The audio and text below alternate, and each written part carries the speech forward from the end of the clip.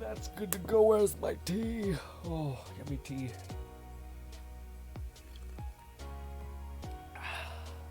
Alrighty. Let's do this shit.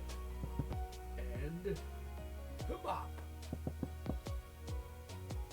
Hello. How's your day? Always, I just feel like when I start this, it's awkward. I'm like, hi. Holy shit. What's good, Carthage? Carthage just subscribed with a tier 1 sub, but has been subscribed for 53 months. That's so much. Carthage, I wanted to ask you a bunch of shit. I know you're probably just coming in here to assert dominance and then go to sleep. But I want to talk to you about a bunch of shit. I've been seeing these manhwas and stories I've been seeing. I've been watching videos of because bitch ain't got no time. So I'm just getting by the way I can by getting in these cool stories. I want to talk to you about what's good, Lone. Lone says, what's up, Grill? What's good, Lone? We missed you last couple streams. Hopefully everything's good with you and okay. Carthage says, well, since insomnia is keeping me awake for now, anyway, I might as well come and assert my dominance. Sorry, if the table breaks. We got a real sturdy table, but it's always compromised. It feels like. Anyways, what is good, Basket? As well, what's good? Happy New Year. Thank you so much, ladies and gentlemen. By the way, quick side thing. Super excited for Let It Die. Don't let me forget to talk about it. They just released a character called The Tower, aka Ryan, I believe.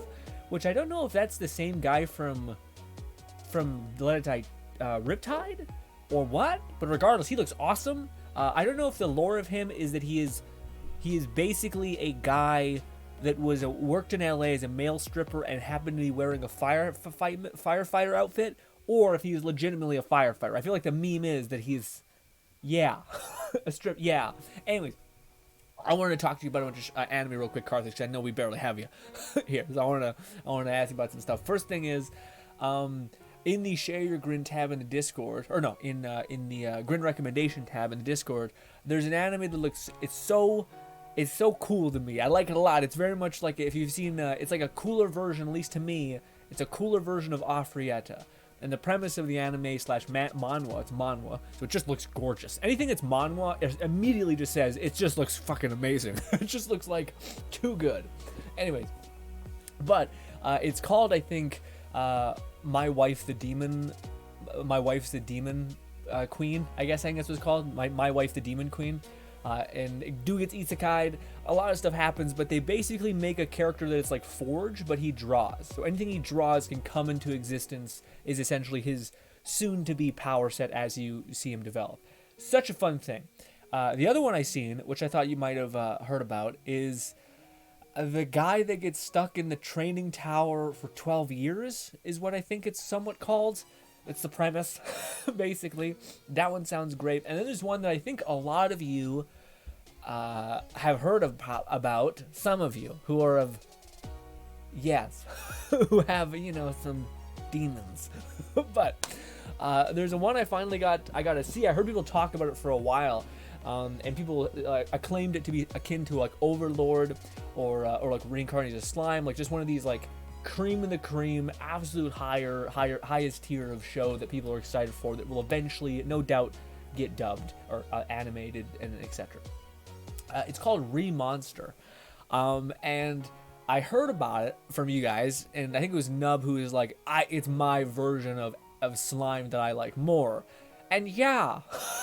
It's like more, it's like, how if slime, reincarnated slime, is like the cute, fun hero's journey with some like spice of it being kind of dark in moments, and like Rimuru kind of has to become something a little fucky. But the, what do you call it? The goddamn, how do I say it? Remonster is like Genghis Khan level conquest, basically. Like the guy is not evil. He's not like quite like Genghis Khan. But it's pretty Genghis Khan, where like torture's on the table for him. Like he's not a good guy. And also, there's a lot of stuff in that anime. But for those guys who don't know anything about the anime, it's called Remonster. A guy was in a world similar to our own, except people had various powers and proclivities when they were born. he had the proclivity of whenever he ate stuff, he could gain the proficiency of whatever that is. He could absorb the skill, thing that we've seen beforehand. But then he gets stabbed in the stomach in like the first chapter. So it's kind of like, here's a world, neat. Okay, now he's dead. But he basically gets reborn as a goblin. He gets reborn as a goblin. I think it's actually one of the premises that Carthage told me about, similar, but not quite. But he gets reborn as a goblin. And immediately has like the same skill that he had in the previous world, or whatever he eats, he gains the proficiency of. The goblins are just as dark as in this world, as like, yeah, no, just as in Goblin Slayer, just as gross and fucked up. But he's human, so he has a little bit of the like human something intact. Anyways, regardless, he just starts dominating. And apparently elves have such a small lifespan, or goblins have such a small lifespan that like, he becomes giga overpowered like 2 months, but that's like, seems like a good bit of lifespan has passed since that. Anyways, it's literally like Genghis Khan level of like, okay, we're gonna train, I'm gonna leverage my advantage, I'm gonna eat everything. He even eats like swords to like gain their proficiency and pierce and weird shit like that. It's pretty cool. It's pretty cool. It's a little fucked up. There's a couple parts where like, even for me as a person who enjoys like the edging the line of this world's rules, even though they could be fucked up in this world, they're kind of just commonplace. I enjoy that premise. This one has one moment where it's like making the best out of a horrible situation. It's just bad. It's just it's just not good. Anywho. What's good, Lycanthrope? Lycanthrope says, good evening, how's it going? It's going pretty good. Just talking about some anime that I've been seeing. Lone says, it was only yesterday, Grin. I wasn't expecting stream only to be so short. Yeah, we'll talk about it. Yesterday was a pretty bad day for me. Like a pretty, like, it was not good. And not just like the stream not really panning out, it was more mental shit. But we'll talk about it maybe, how open I want to be. Carly says, I've been really focused on reading stories on Royal Road lately. Okay, so mainly many good stories. Okay, Royal Road lately. What's that? What's Royal Road?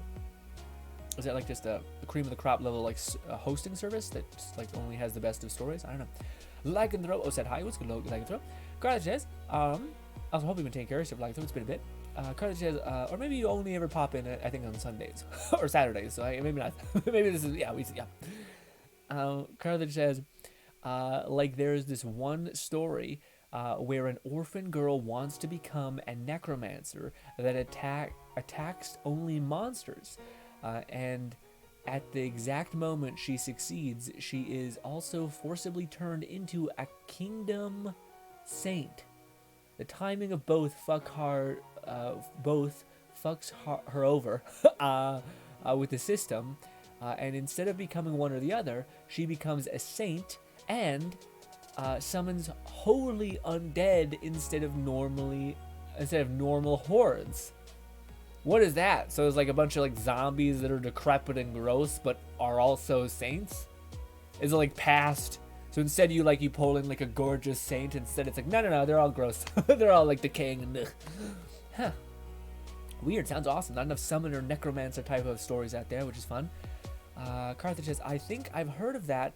Wife is the demon lord one though. I think it's overall good in the man wife. Yeah, what do you call it? It to me it seems really fun. Like it's a really goofy, fun joyride. And again, you know me, I like ideas more than I do like the execution of them. So the idea of like, there's a show that kind of did something similar where whatever you draw came into existence, but this show has like Hunter x Hunter level of like scaling where they overthink every power system ever, and it's just more interesting the more you think about it.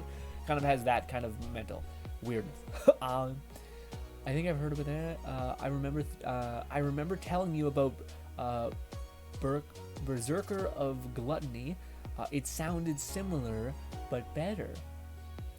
I don't know about. Well, yeah, to me it's hard, what do you call it? Because all I'm watching, I'm binging this channel, which I've loved. There's been a big boom in the like YouTube sphere. With all the R&R I'm doing, this is something I've seen for like the last 5 months. But there's like the recapped, which just seems like it's kind of pushing it a little bit. Like even me who does like, should you watch the show? And I like consolidate a bunch of clips in there. These people literally just like, here's the content, etc. But people I think there's a higher chance for people who are not going to watch the show anyway to watch it having seen enough of it to value it, or even to see what the creator makes next, you know? So it's like these people who are watching this like recap form would not have watched the video anyway, so it's not like you're losing out anything, and in fact you could be gaining something. But it still seems like it's riding the line pretty close of like what is going to be acceptable and what could get purged off the internet in a single second. And I might be caught in the crossfire because I'm, also telling people about a show, but I'm trying to like not show everything, you know?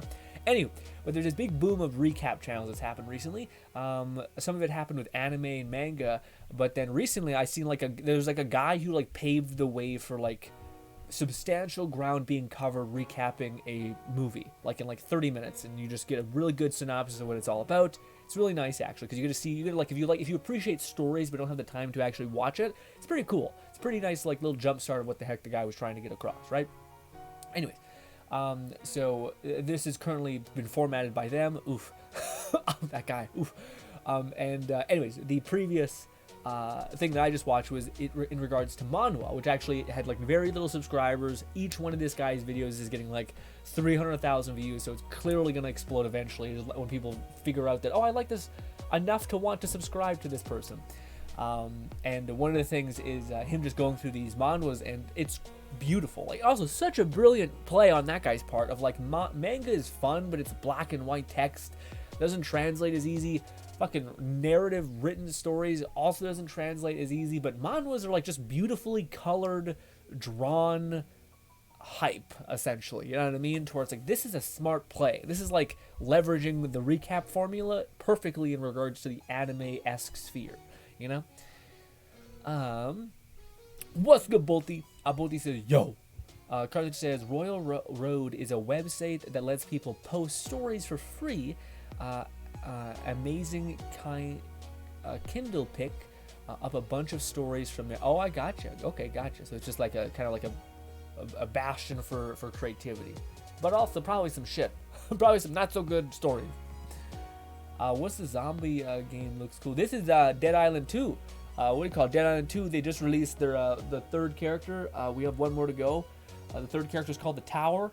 Okay, Ryan, he's a firefighter. Everyone else looks like some sort of weird LA thing. You know, just a lot going on. Yeah. Also, Ryan is the only one who has like an actually sweet backstory. Like, all of them are like, I'm a rock star stuntman who just wants to have fun. And the other one girl's like, I'm a what do you call it? An adrenaline junkie. And I just get after it. And then this firefighter guy's like, I'm the Tower. I'm trying to find my little brother who I hope is okay. So I'm literally going into a hell-infested nightmare hell of Los Angeles to try to find my little brother. And I'm like, that's me picking that one. Boom. Also, he's giga-jacked and he's a firefighter, so he's blunt. And I think he can punch things probably pretty well. So we're going with that when we're playing this game. But yeah, it's Dead Island 2. Carter says, so the MC wanted to be a regular necromancer. The system chose to make her the saint. At the exact same time, she succeeded in becoming a necromancer, I guess because she also killed some person that was important and became a saint. Gotcha. In this world, the saint's job is to isekai people who become heroes. Oh. Like escort or isekai? Huh. Because of the system fuckery, instead of heroes, main characters summon skeletons, wraiths, and shit that are holy instead of super gross and awful. Oh, okay. So it's like a very reminds me of like high class undead from like Overlord or something like that. That looks like almost prestigious, covered in gold and like nice garbs, etc. So she's summoning them. Weird.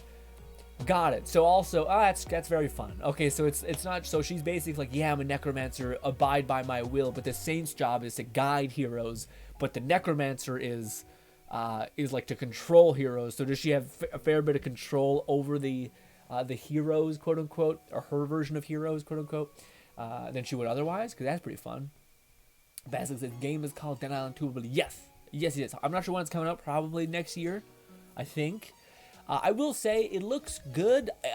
I've seen some gameplay recently from Game Informer that it looks like it looks good. I worry that it's gonna be a little much for 2023. Like you know how like back in the day we could handle enough jank to where it could still be fun. it looked like it looked gorgeous, but like the mechanics of it feel like clippy. You know what I mean? Like very irregular movement. It's hard to describe. Like this is really good shots, but when you see like a person actually like hit a zombie, it seems like almost hard to describe. But like one of the best feelings in a game that's really well optimized is being able to like hit something a bunch of times and dodge out of the way and like become basically unhittable if you're able to time things right and if you're like the fine line is ridden. But in this game, there was a couple moments there when I was watching gameplay where like every time you hit, a zombie will just say fuck it and just run at you and smack you. And it's kind of like, okay, so you couldn't really avoid damage there. I'm still, there's a dodge. Hopefully there's ways to do that, but we'll see. It could also just be like a person who's playing the video game poorly. So yeah, but regardless, hopefully it's good. I'm happy to see Brass Knuckles back in the game where it can just chunk up things. But yeah. Booty says, looks way better than Dying Light 2. Hey man, I like Dying Light 2 a lot, but yeah, I think Dying Light was, man, it's just the one thing I look back on Dying Light was like I had a fun time, but you guys wasted such a good opportunity. I think when like that game would have been so good if it had just what is it called? Little bit more like mechanics to it, or even just the one thing I always come back to is mod support. Because why would you make this gorgeous playground where you can engage with just about everything, and then be like, okay, yeah, you're just gonna play it once and then be done, and you're like, well, okay. Also, the ending of that game felt so rushed.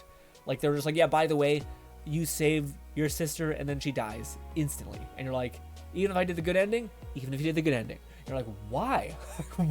What? Like, I feel like there should have been more steps. Like I failed or something. Instead, it was just like you literally you go to hell and back only to know that she's gonna die and then continue to proceed. It's like stupid. And there was no way you could have done it without her dying, I think.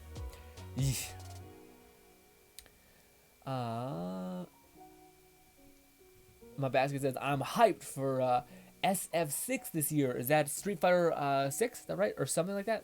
The open world one? Yeah, man. That one's interesting because we'll see how it plays with that. Like, I feel like those types of games are specifically fun for the very specific mechanical thing that people have grown to love.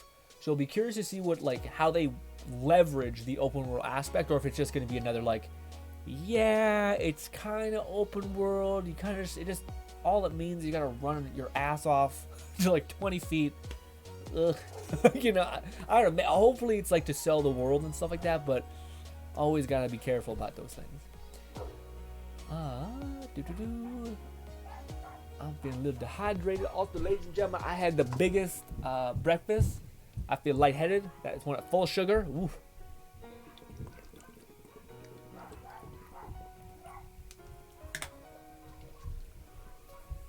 Ooh. But also, Carlos, before you potentially have to leave us because you're sleeping, how was your 2022 been? How was your 2022? The main character hadn't killed anyone when she became the necromancer. She dug out a super old grave.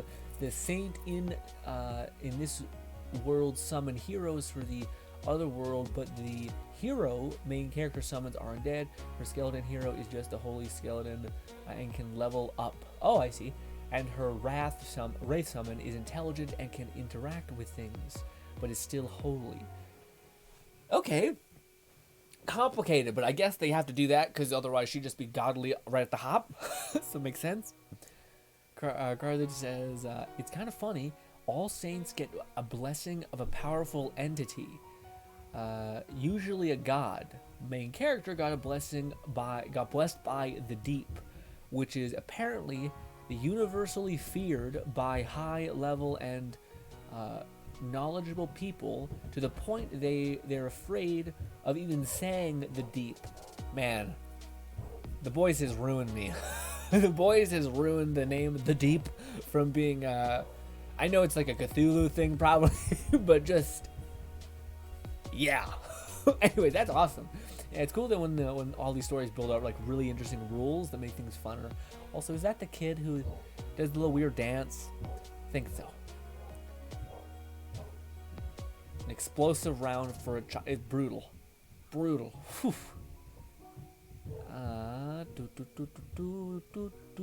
Carthage. Sorry, I'm getting distracted by the thing.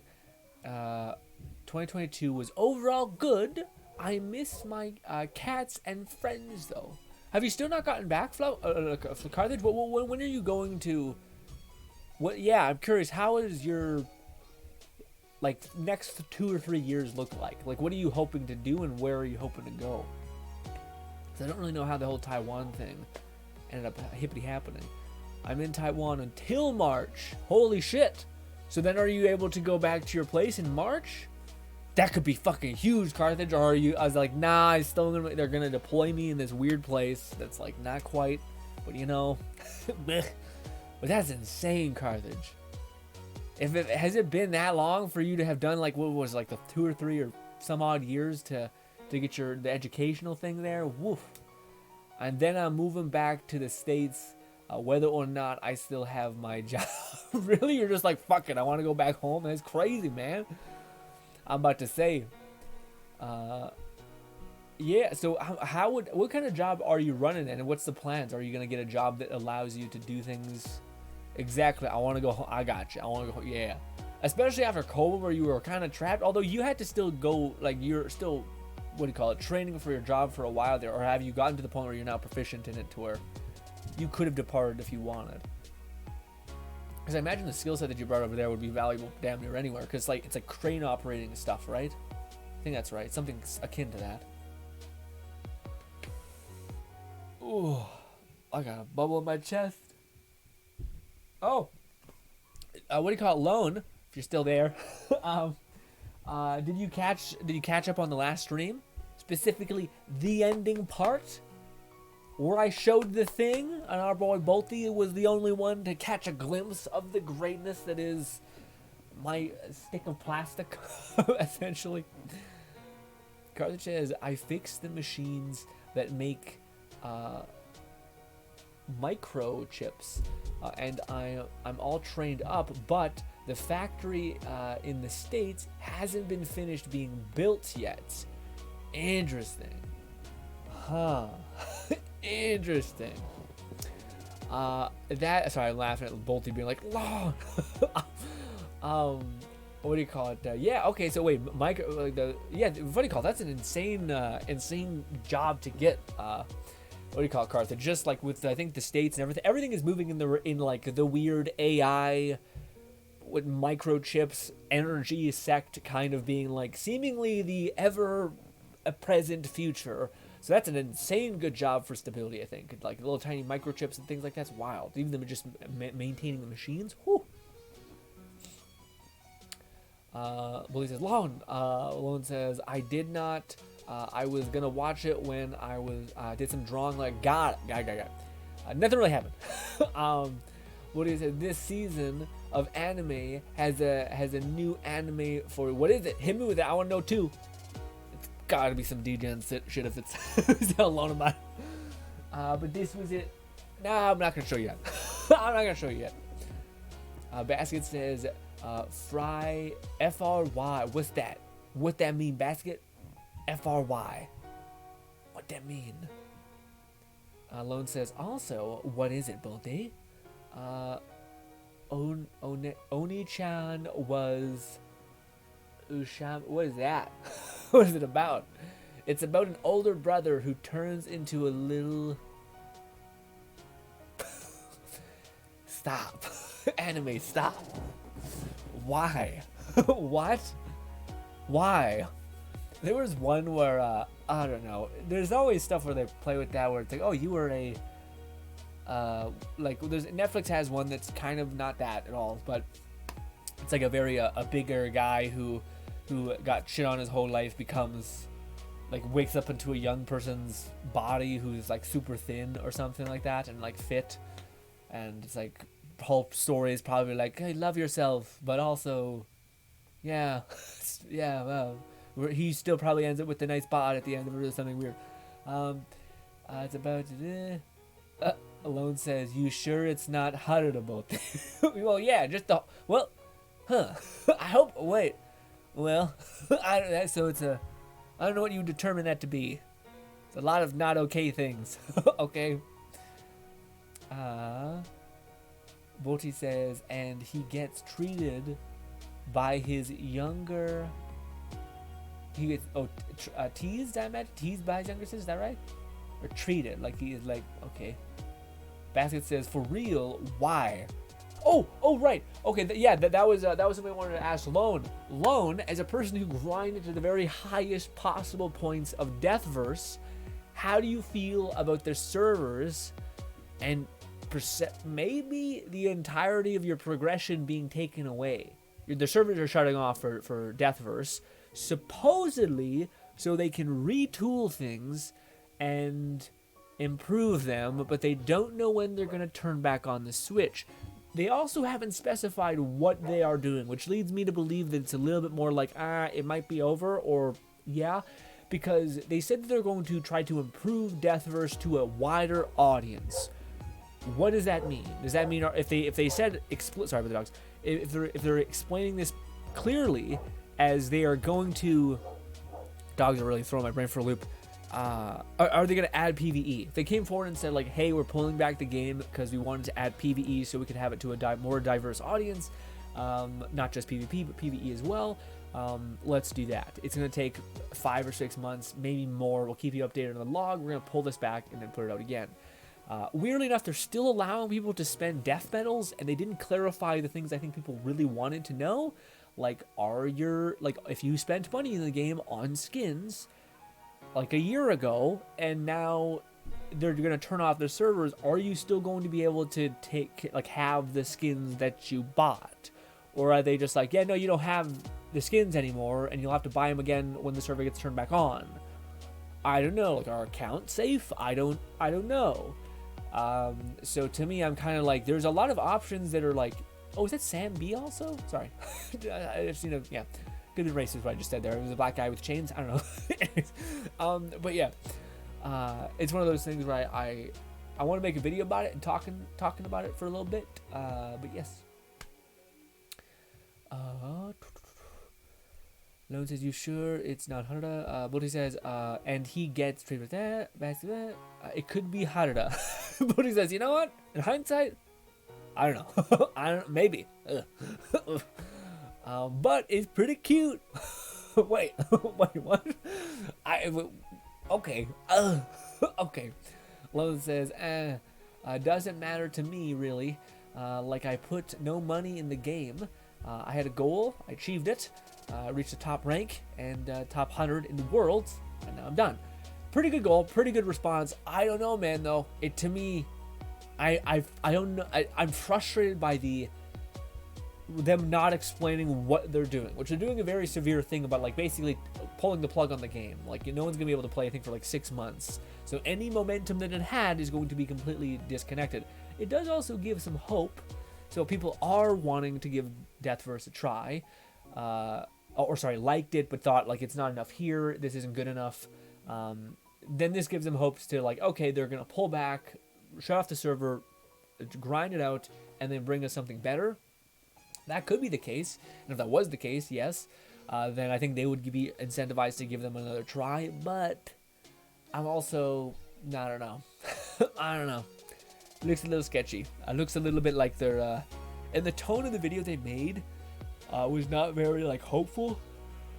Sorry, it was not very like, hey, it's gonna come back from the brink. It was like, no, it was somber, like as if they felt like they were like, it looked like they failed basically. And I was like, what was happening? Are you guys not making enough money? Because in a lot of the games I've seen Lone Sega play, there was a lot of people running around with skins, so I feel like you did have people that bought stuff, you know?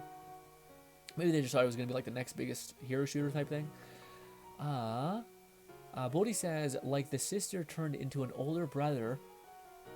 Wait, like the sister turned her older brother into a younger sister in a way to rehabilitate her brother by reintroducing him to society, maybe? In a way. With this experiment, an older brother is your average shut-in. Oh, I see. So she's trying to like do weird. Okay, but okay. Choices were made. Also, she has the power to shapeshift people. You could become a bazillionaire and just hire people to fix him. Okay, just a psychologist, all that, constantly. Carthage says, also, what's good, Red? Red says, hi, what's good, Red? Carthage says, I've also read a story about a girl who lived in World War III, then died, but her soul was ejected from our realm, which turned out to be her very first. And basically watched as mana comes into existence, the first monsters are born, and so on. She watched the multiverse get created and destroyed multiple times. Eventually, she's found by a curious goddess of beauty and creativity, who reincarnated her into a fox-like demi-human race. Woo. Shit. Sorry. I feel like I just ran a marathon. It's a lot. A lot happened. Bodhi says, and the little Oni-chan was, Ashimi reads as, I want to quit being an older okay, so maybe he's like, you know what? I'm done with this. Okay. I'm still, like, I don't know what the punch of the show is besides just, okay. I assume it's like a comedy. A goofy, fun comedy that's chill and weird. Carla says, because of her soul being so old, but her not remembering anything about it at first, she's able to do more than regular babies, and she unlocks the skill that her soul can't support without a framework that doesn't form until people are 10 years old. The skill becomes cursed and blinds her. She then, still as a baby, decides that she'll use mana sense to view the world around her and search for ways to cure her curse. But doesn't it just get better at 10? So, but she's like, nah, I'm not gonna suffer for 10 years. Let's fix it. Huh. Interesting. Kind of like Daredevil. Huh. A lot of these shows, it sounds very cool, Carlos. Just very awesome. I want more. But a lot of shows go all in into the, like, and I'm like, I don't know if we need to get this complicated. You know what I mean? Where it's like, you've seen the world die and rebuild itself over and over again, and I'm like, that's a lot. That, you telling me you're fine after that? That's like, oh, I have all of the world's information in my brain, and I'm not gonna murder myself or like do some horrible, crazy, get it out of my head, I'm going insane. What? Like, you can't just be like, and they have powers, and they know everything, and they've seen the universe. I'm just like, stop. What is happening? What are we talking about? It's like we could just be like, hey, I like the whole weird thing for Tower of God. You know what I mean? Where it's like Bomb was somehow born in the middle of the tower. Turns out the middle of the tower has these pipes that just are seething energy. So he was just somehow, over massive amount of years, was slowly acclimated to a stupid amount of power. Easy breezy. Easy boom. And I'm like, that's nice. That's boom bam, got it. Power, to long time, like radiation, infected, done. You know? And there's so many of these shows where I'm like, this is a lot, guys. This is a lot.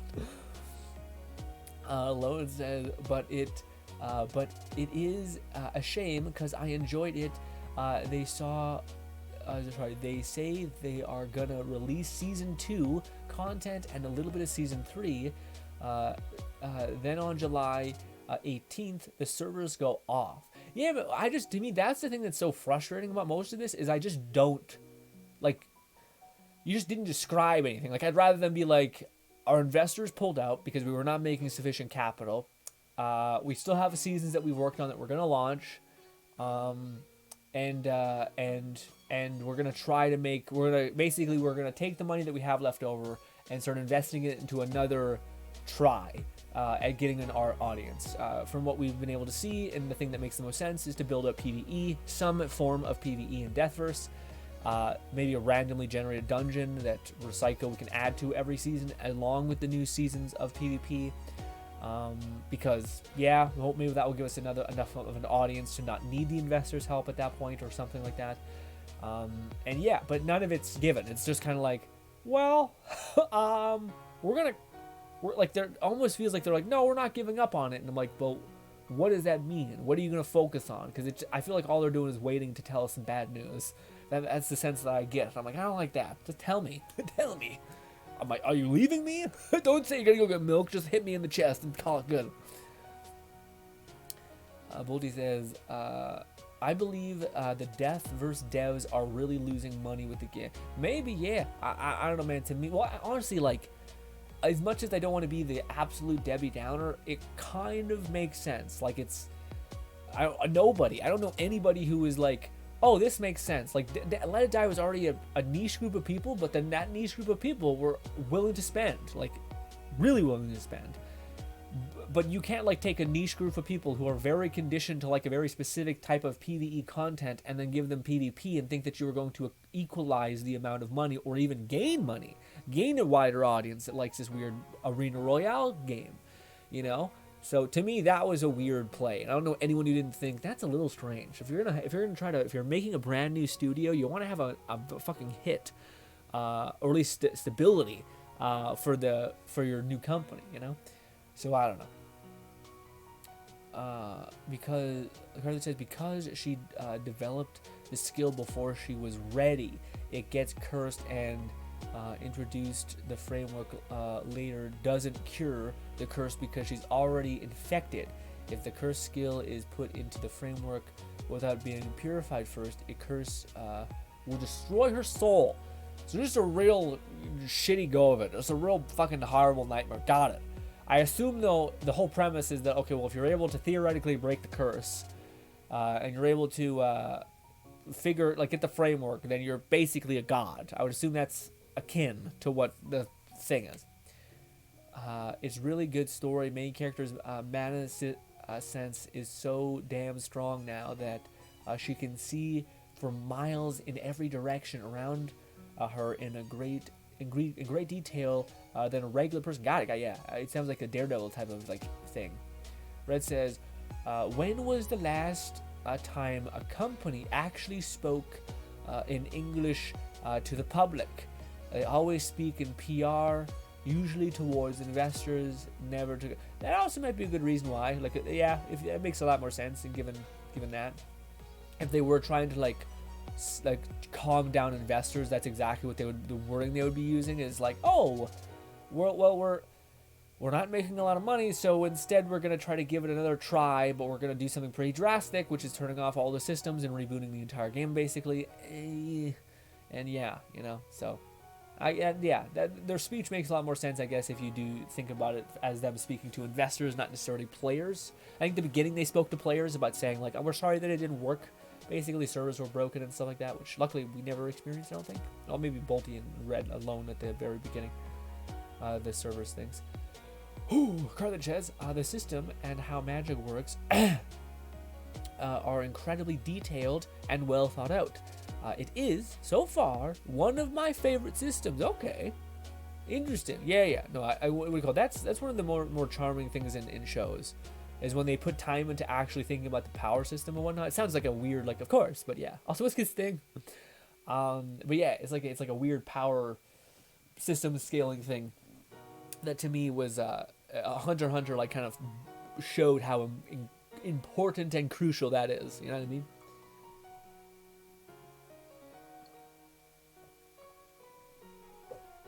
Oh man, I got a bubble in my chest. Oh, all right. Let me do. Well, first of all, just in case you missed it yesterday, I showed Bolty this. I asked for something for good old holidays, and I got it, which is a polyurethane trainer, a sword spear. It's called the Zulu spear. I think I showed it to you. I don't know how well I can show it to you on camera, but yes, it has like the kind of looks like this part looks like the Shinshirian. Or like a spear, or like the Centurion weapon kind of thing. It's got a lot of handle. And it's got these cool designs on it. And I showed you guys it when we were looking at the Vulpes trainers. And yeah, I like it a lot. It doesn't even break at all. I smashed it against my target, and it did great. So impact drills hopefully will get better. I do have to round off these edges a little bit because they cut into my hand just a little too deep. And yeah. Shame it's not real. Actually, well, that's the thing, man. My family said the same thing. because I asked for this for Christmas, and they were like, I thought it was gonna be steel, and I'm like, what? No, I'm not gonna try to lop off my ear when I like try to do a strike and I like clip my ear or some bullshit. No, I do not want that.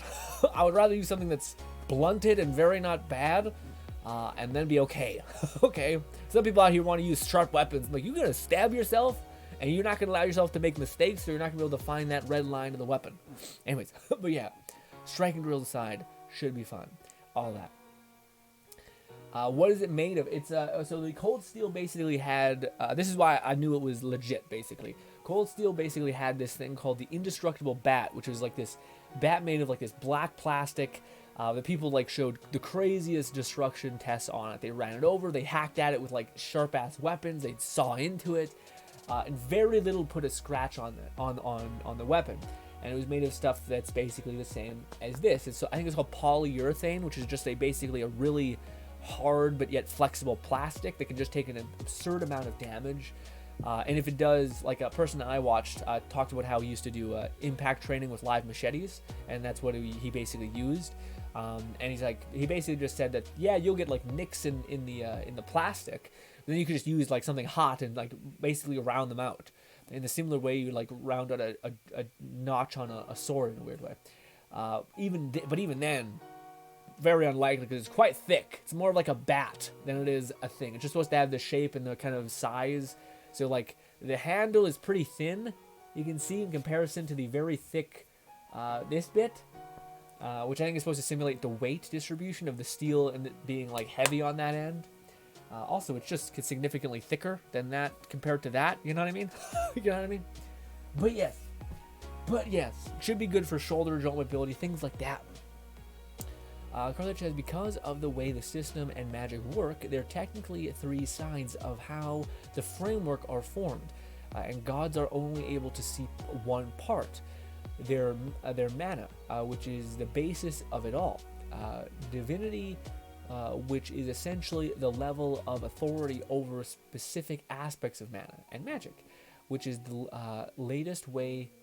which is the least well known, but it's described as chaos. The gods can only see the divine side of things. Okay, so I imagine she's going to be able to see the whole spectrum and kick some ass. Sounds like what they're kind of queuing up, which sounds fantastic. Man, I got this fucking bubble in my chest. I keep going. It won't get out of me. Carlich's main character has learned how to see the magic side of things, and is trying to figure out how to see the divinity side. Is that to try to cure the curse? Because is that the whole premise of like, oh, I'll cure the curse, get my vision back, but also in the process become an animal, become giga overpowered.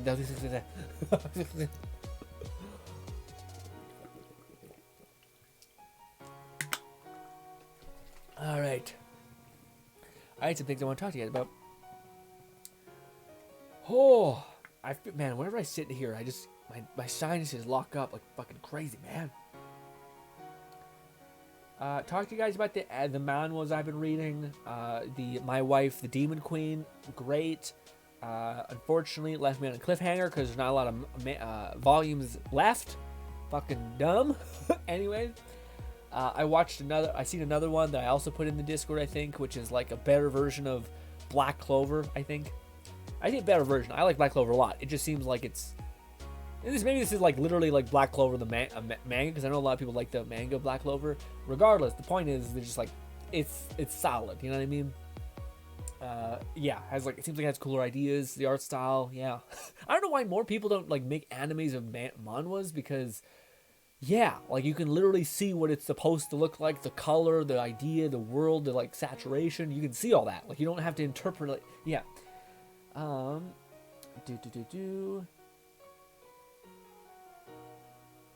Side thing, I mentioned in the last stream, the New Year's stream, that I was going to do a Let's Talk. Unfortunately, I filmed the Let's Talk, recap 2022 for me. Who cares is also what I'm thinking. And basically no dice. The audio had this hiss in the background. It would have, I think, frustrated people, especially with the video being like 30 or some minutes. I didn't want you to sit there and listen to a hissing sound for so long, so I just nixed it altogether. And yeah, also, I thought maybe I'd recap it today here. I just don't know if anybody would care for me to talk about like kind of the weirdness of 2022 and all that. Nor would I have the mental capacity to properly convey that to myself. I don't know. Anyways, if you guys won't care, let me know. I'll maybe do it right now. I don't know. The card that says she learned how to cure the curse already, but has unfortunately she learned how to cure the curse already, but has unfortunately in the process of learning developed 2 other curse skills, one of which slowly kills her every time the curse part of the skill activates. So she uses the incredibly difficult method of cursing cursed skill to cure the first one. So in order to cure the first one, she curses herself again with a different curse? Golly. What happens if you get a curse that's like, you can't see the sun? You know what I mean? Or like, hey, you don't like talking to people or something. Or you can only talk to people a little bit in the day or something. But that's layered, man. But at least she got fixed. That's cool. Is there any other element to this story, Carthage? Is there like the classic? They go on adventure with some side people. They start to like go for some tome. This tome lets her understand things more and progress.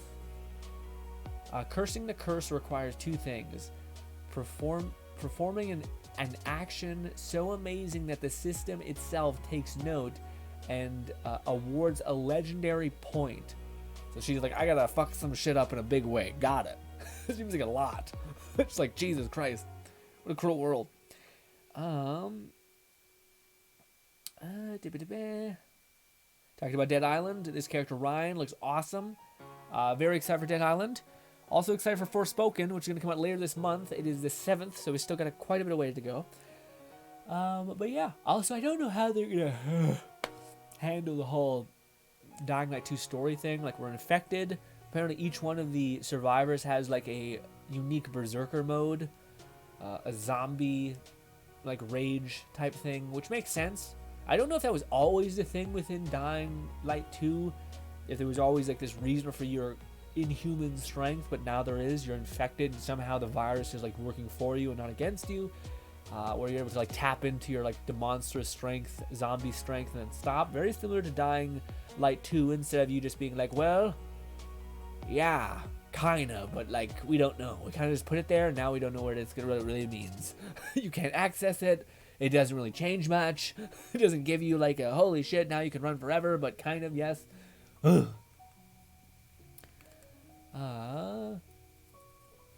Carthage says and when immediately putting the skill into framework before it was the chance to get recursed, but yes, there's more to it all. Got it.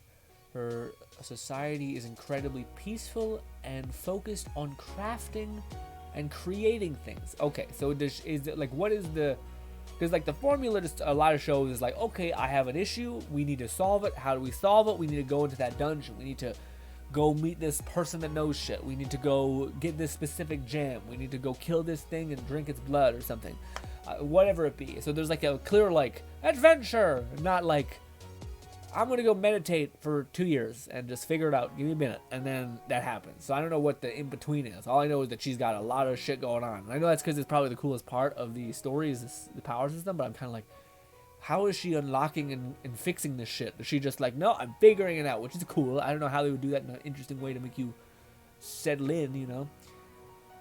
In pursuit of her goals, she has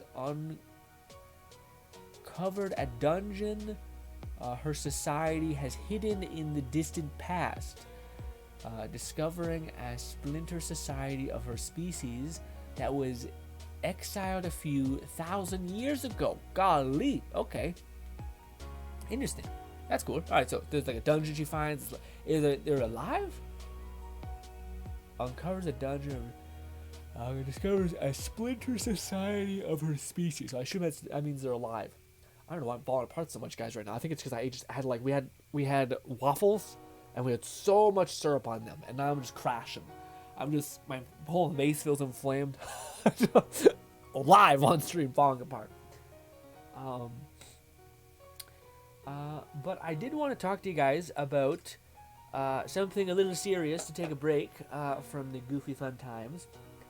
Let me take some coffee and see if I can focus enough to be able to convey myself properly. Da, da, da, da.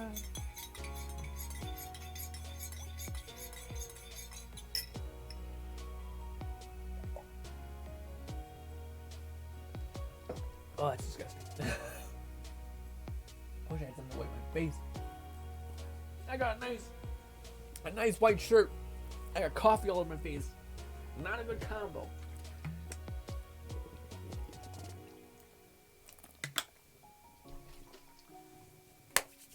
Oh, you got a voicemail. No, I don't. The kid always wants me to set up my voicemail. I don't want to.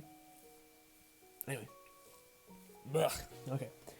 I just smell coffee because it's in my beard. Ugh. All right. Ladies and gentlemen, let's talk about something a little bit more serious. That coffee helped. Okay. So, how do I start this off? Pretty damn well. I have not told you guys, I wonder if some of you guys could pick it up, but the last 2 weeks I have not been particularly well. Not sick, mentally not very good.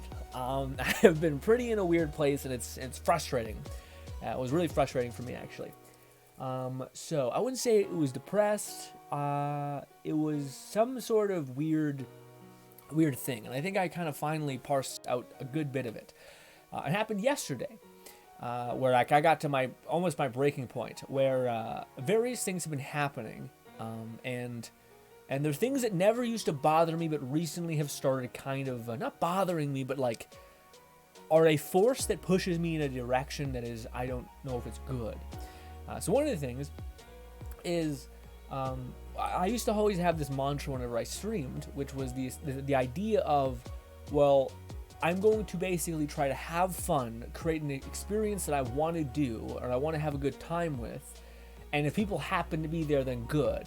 So the idea was like, okay, I'm going to go hang out with me for 2 hours, or an hour, and if a third person comes and hangs out, great. But even if that third person goes away, I'll still have the two of myself, aka whatever you want to call it, talking to yourself for multiple hours and having a fun time, making yourself laugh, things like that. So that was always my perspective of that, which I think did me a lot of good. Ultimately, you surround yourself with people who also find the same things you find funny. You find the same things meaningful and interesting and soothing in a sense. But somewhere like, how do I put it? And this is where I could kind of recap might as well. Yeah, sure, because I'm not going to upload the video as well. But basically, I made a Let's Talk where the consensus was me recapping 2022. And that recap was pretty simple. It was that in 2022, I got really into, like, even more than I ever had been trying to succeed. And like, I read this book that finally gave me some clarity, and I don't regret making the video on that book and talking about it with such reverence and highly and all these things. Don't regret any of that. All that still remains true. But the one takeaway that I have now is that to develop skill and to get to the point where you can increase your success rate when it comes to creating content, so that it's no longer chance, or if it is, it's stacked chance, aka like 60% odds of success. In order to get to that point, you need to develop a lot of knowledge and like get really, really clever about a lot of things, to understand people an incredible amount, to do an incredible amount of R&R, and then to apply that a lot, while simultaneously remaining passionate, interested, and creative. Not impossible by any stretch of the imagination, but puts something that you want to have happen fast and puts it into perspective of that this is gonna take just a crazy long time to do all of those things, and to not lose yourself along the way, have to find whatever the hell you're wanting out of this and doing this for, and etc. So in comes a lot of choices that happened last year. We started like 3 or 4 new channels. We were hitting the ground running, trying to make something sync up, applying what I learned in the book. And at various stages, I basically started piecing together all of these things that counteracted like another thing that I wish I would have known.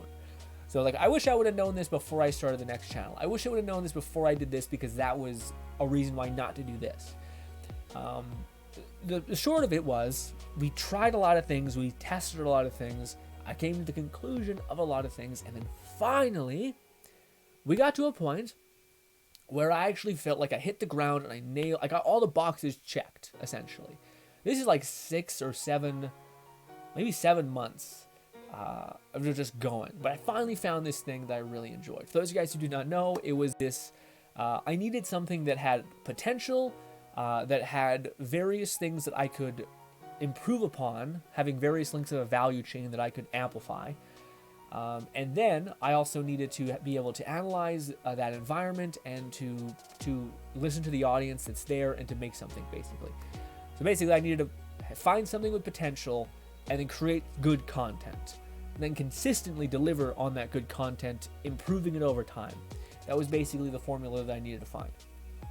And sure as shit, I found that. To me, what that was, and this kind of happened in like kind of a beautiful fate way, where I ended up trying VR for the first time, and I was blown away at how cool the videos looked and how engaging it was to see somebody proficiently play VR in a very, very fast-paced way. The idea of like perfectly playing a level in a VR game was way more satisfying in VR than it was just watching like a person who plays Call of Duty and does it well, although that is kind of also cool, given they're good enough, given they do enough cool things. So anyways, I started looking into this idea of like, well, what if instead of doing like anime gacha games, which it seems like there's a lot of weird variables to be able to achieve that, like needing to invest a lot of money into it, needing to invest a lot of time into grinding it, needing to do also just needing to get lucky unless you want to spend a copious amount of money. So like covering those games and doing those type of like anime coverage videos was nice, but I always felt like there was 15 people ready to do those types of videos. In comes my ideas for VR. And for the first time, I was like, yeah, I think I'm pretty safe in a lot of ways. I don't think like playing a VR game perfectly is exhausting. It's like freakishly tiring. Also, you have to have like the mental resilience to not just make tons of content. So like you have to be able to film for 3 days, one level, and be ready to have one video for that entire week. And then you need to edit that in a way that's even more interesting. So I didn't think anyone was going to come and take my lunch. You know what I mean? Like I was going to make something that was going to be really good, but I don't think anyone was going to want the effort that it would take to make something that good. So I thought it was pretty safe, all things considered, in this way. And then I started making more ideas because I thought, oh, this is wonderful. Not only do I not have to like this very specific niche of like, anime game, etc., which I love, but yeah, instead I'll have this entire bastion of VR, which not a lot of people are playing VR right now or covering VR because of the various entry points that gives it friction. So I thought, okay, great. And I found this in myself. Even if I didn't really like XYZ game, I'd always check out this new VR game that looked interesting. I might never play it, but I thought it'd be cool to see because I was never going to be one of the people who own VR in my lifetime. So just cool to see what this person's perspective is of this weird game that they made. Sure as shit, I ended up getting it, loved it, but yeah, I know that was a perception that I think I was not alone in. Other people could have. Anyways, the short of it is that I ended up coming with a lot of fun ideas that made me excited to get into content creation, to make things. And I did. That was one of the coolest moments that I had for me that last year, was the fact that I had made something that I thought was genuinely good, but I knew could be better, and I was going to wait to tell you guys about it. So this was the other thing that one of the true bits of criticism that I genuinely accepted on the chin and in the chest, in terms of like an impact. But one of the things that I realized after talking to you guys so much about this whole journey of me trying to make something that's good and make something that people genuinely want to seek out and find, was that I made like 3 or 4 channels and constantly told you guys about them. Like, oh, I have this new channel. Go subscribe to it if you like this type of content. And a lot of you guys were like, Well, it's kind of eventually it gets annoying, and I get that. It eventually gets like, oh, you have 15 channels, chill out, this is too much. I don't even like, okay, now I just feel like I'm lost. Like I want to follow you, but I just don't even know what to do, and I don't even know if you're gonna cease that channel's production in like 2 weeks. So I get that. It's kind of like the Boy You Cried Wolf about like, hey, by the way, we're trying another thing. So I thought that's an entirely fair perspective to have. Here's another channel for you to subscribe to. It's getting old. So I thought, okay, what if I changed my perspective of that and I said, what if I made a channel so good that you wanted to subscribe to it? That I mentioned it twice, and I know that eventually if you gave it a single second of your time, you'd be interested into it. I'm not sure if that channel that we're made currently is at that point, but I wanted to do that. I deeply wanted to make something that was so good that it wouldn't be annoying for me to say, hey, check out this, I think you'd like it, because I know you would. I know you'd like it. I know the vast majority of people would at least find it somewhat interesting, I think. Now, I'm not fully there yet, which is why I haven't shouted to the rafters. I haven't made a video on our main channel, Grin, in such a long time. Also, the videos on that channel, there's one video a week that takes me fucking forever to make. But yeah, so that was the idea. That's also why I haven't told, and I'm sure there's some people who don't even know about the fact that I have this channel outside of me teasing that I have something that I'm working on. Right now, I think there's a month's worth of content, which I believe is like 4 or 5 videos on it, which took like such a long time to make and edit, but I hope they're good. I don't know if they're so good that 90% of people would like them yet, but I hope to get to that point. Also, I want to try new things on that channel as well. Things that still take a lot of time to edit and to make, but are not maybe in that same formula of like a goofy fun comedy role play, a really high skill ceiling, like Apex Predator playthrough of something, or a gameplay. And the other thing I want to do is mods, but I haven't really had the time to develop that. Anyways, so back to me being unhappy, me being pretty miserable for 2 weeks. For those guys who do not know, I think this is not uncommon. I'm a person who very, very, very much gets very unhappy around New Year's, and specifically my birthday. Who would have thought they very much coincide? Yeah, the short of it is my birthday's in January, at some point, sometime, and New Year's. And the whole thing that it stems from is a feeling of wanting to have achieved more. Essentially, that's the entire feeling of my negative feelings, is wishing I would have done more, wishing I would have been in a better place than I currently am. And all those things. And I don't know if that will ever change with me completely. I think it's just like a synthetic, messed up part of my brain that like is like a human thing that says, yeah, always keep pushing forward, make more stuff, do better, improve. But granted, I did do some good things last year. I did try a lot. But the reason why I wasn't happy, I think, if I could just skip ahead a little bit, the reason why I wasn't happy was because I think, I don't really know how to describe it. I don't know if you can say it this quickly. I'm going to try to give you guys a short answer to it, but I don't know if there is. The reason why, the thing that comes to my mind is I think it was a feeling of judgment. Because when I broke down all the ways what I felt, essentially, all the horrible things that I was experiencing and feeling, it was never me. It was the perception of my inability to achieve the things I wanted, and it was other people's perception that bothered me. So, for instance, I am actually pretty happy. Like, if I were to consolidate everything around, I'm actually pretty happy. I do wish I had more in my life. I wish I had a house. I wish I had a greater friend group. I wish I had a channel that was thriving in a very fun way, etc., which it is in a very fun way, but it's, yeah. So there are things that I want, but all things considered, I'm pretty damn happy. So then I kind of asked myself, what was the thing that was making me feel so terrible? And it was 2 things. One, it was the expectation on wanting other things from other people. So, for instance, that was one of the things I found when I was, I started this story, this conversation with me talking about how I used to stream and stream with me, my other self, and another person, which could be you. And that was the way I perceived streaming. And somewhere along the lines, it changed in a good way. I don't think it's a wrong perspective to be like, well, if we're theoretically going to be like a bastion for people to come hang out and have a good time, best consider what they would like as well. But somewhere along the line, I forgot my other person. I forgot the other version of me that I could always talk to and would always be here, so I'll just have a fun time regardless. Because this was the other thing is, I got my metrics for what I succeed, for whether I succeed or fail, mixed in with variables that are outside of my control.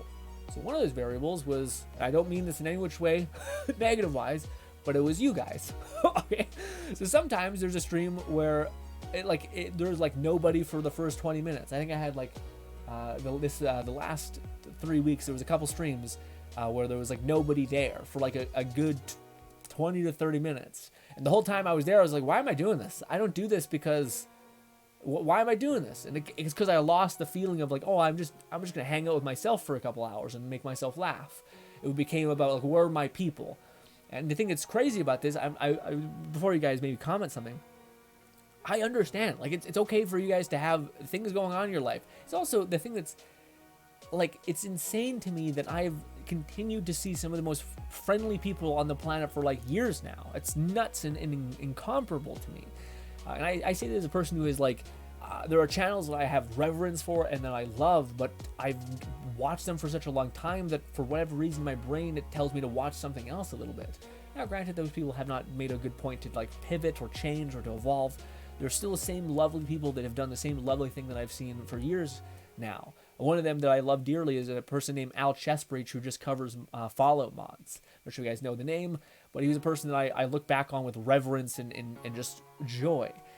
So it's not like I don't get like the fact that some people either have things going on in their life or even just want to break from little old me. I get that entirely. So like, to me, there's various problems in all these things going on, and I was really unhappy with a lot of times when we were streaming, and I wasn't having a good time anymore. And one of the reasons was because there wasn't a lot of people showing up. And then the other thing was that I was planning on those streams being bigger. And this is the thing I had to kind of contend with yesterday was, I think I got my gears crossed in a weird way where I wanted to build up my streams to be more complicated and like more kooky and fun without like generating, pulling people from other sources into our streams. So like, before you come up with some sort of apex idea of like crazy chaos to participate in and play in, wouldn't it be a good idea to find other ways to pull people into those streams? To like get like even just doing YouTube shorts to tell like of our stream highlights that has a chance of getting new people into our streams. You know what I mean? So it's yeah, like it's a good idea so to put my time into that is also good. Does that make sense? But he says, yeah, it's kind of hard to build up something when people are missing. Yeah, that's the other thing. Like, to me, it's like, if I'm trying to like create these streams where like you guys can tell me, guys can spend your channel points to throw away a weapon, and now I'm without a weapon, it's weird. So yeah, I'm not meant to talk. Like, give me a second. I'll drink some water, or some coffee. Maybe I should drink some actual water. But so anyways, my takeaway for myself was, if I were to really, that's what I was good. Like that's what it was. I kind of figured out what I was trying to say as my quick, just say it before I forget. I was really unhappy because, fuck, I knew I'd lose if I started to say, oh, I found the thing I lost. Oh, I lost it again. Well, I was saying that I dropped it. Fuck. Let's drink water again. Maybe that will reset my brain. Tell me it again.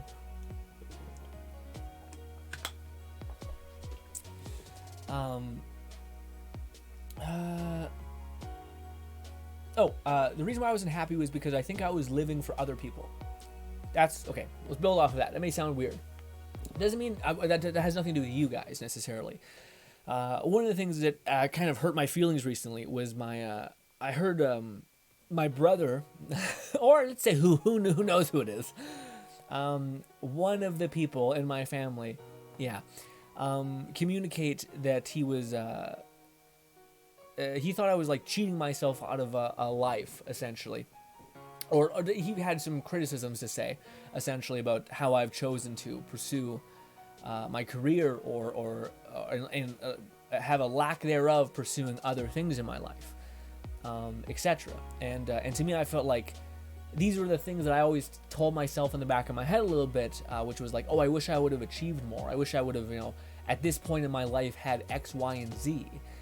I wish I would have succeeded at this point, or succeeded to the extent in which I perceived that I should, and all those things.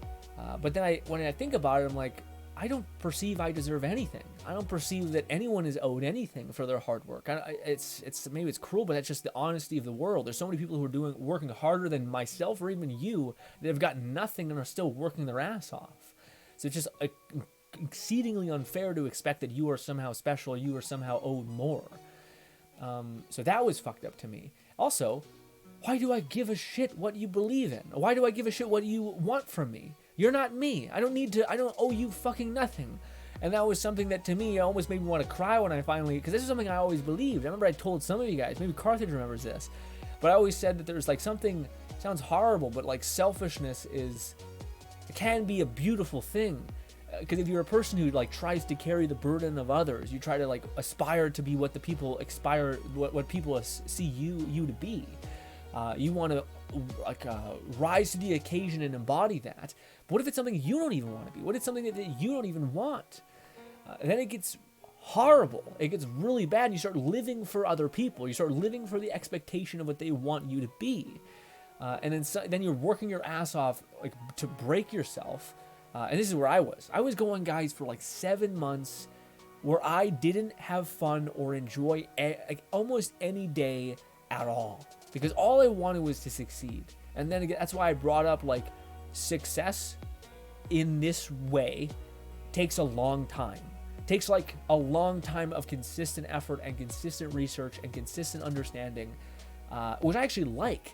But I don't like the feeling of not having covered enough ground. That's what bothers me a lot. Like, when you work hard, you try something, it fails.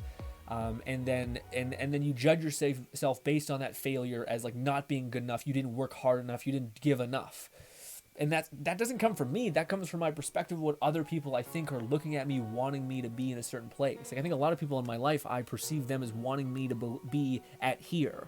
So then I'm like, I'm trying to catch up. I'm trying to aspire to be here, even though I'm like, I'm miserable. Like I'm fucking extraordinarily unhappy giving that much. Also, I don't think I'm doing more.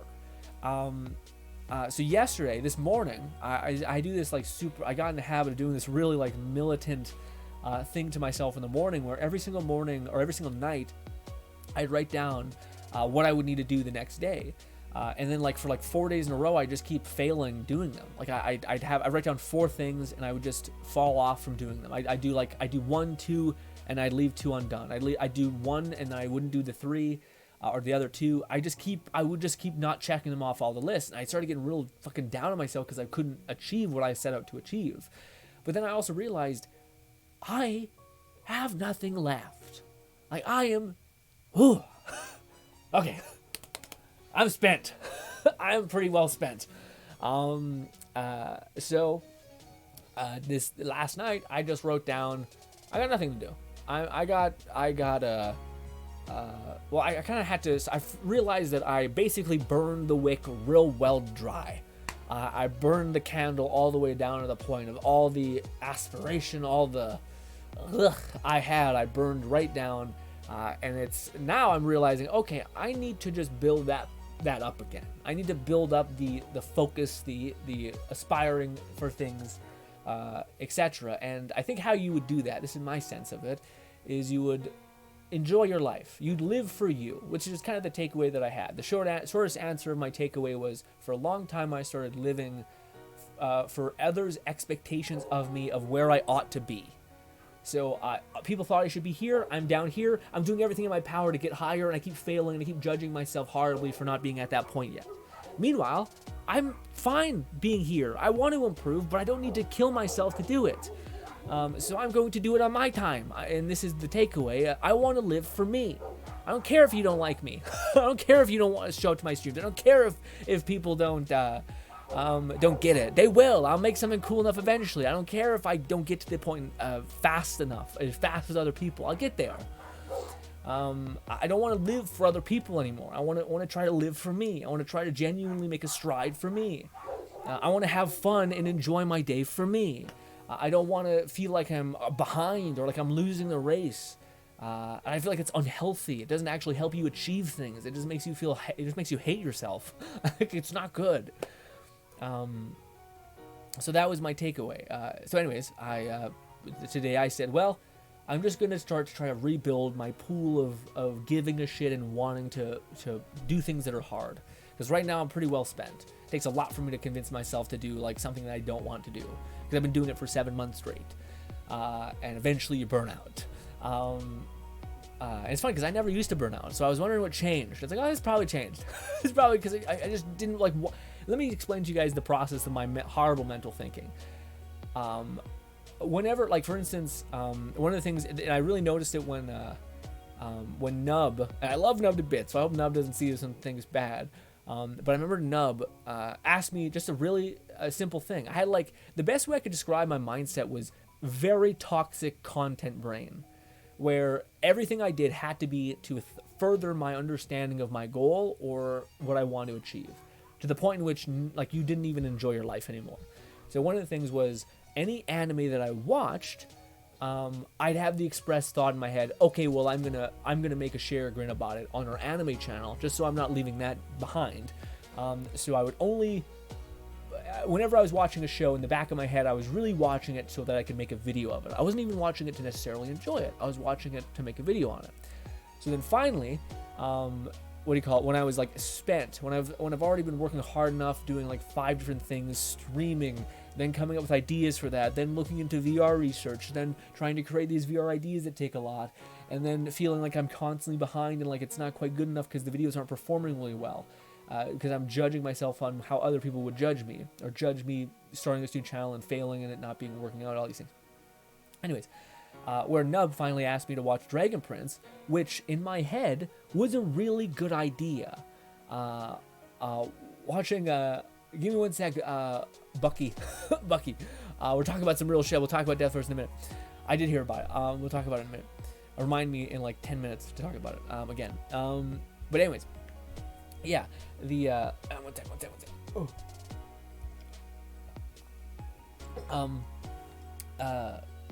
Sorry, but he asked me to watch Dragon Prince, and that's a show that like is on Netflix. It's popular.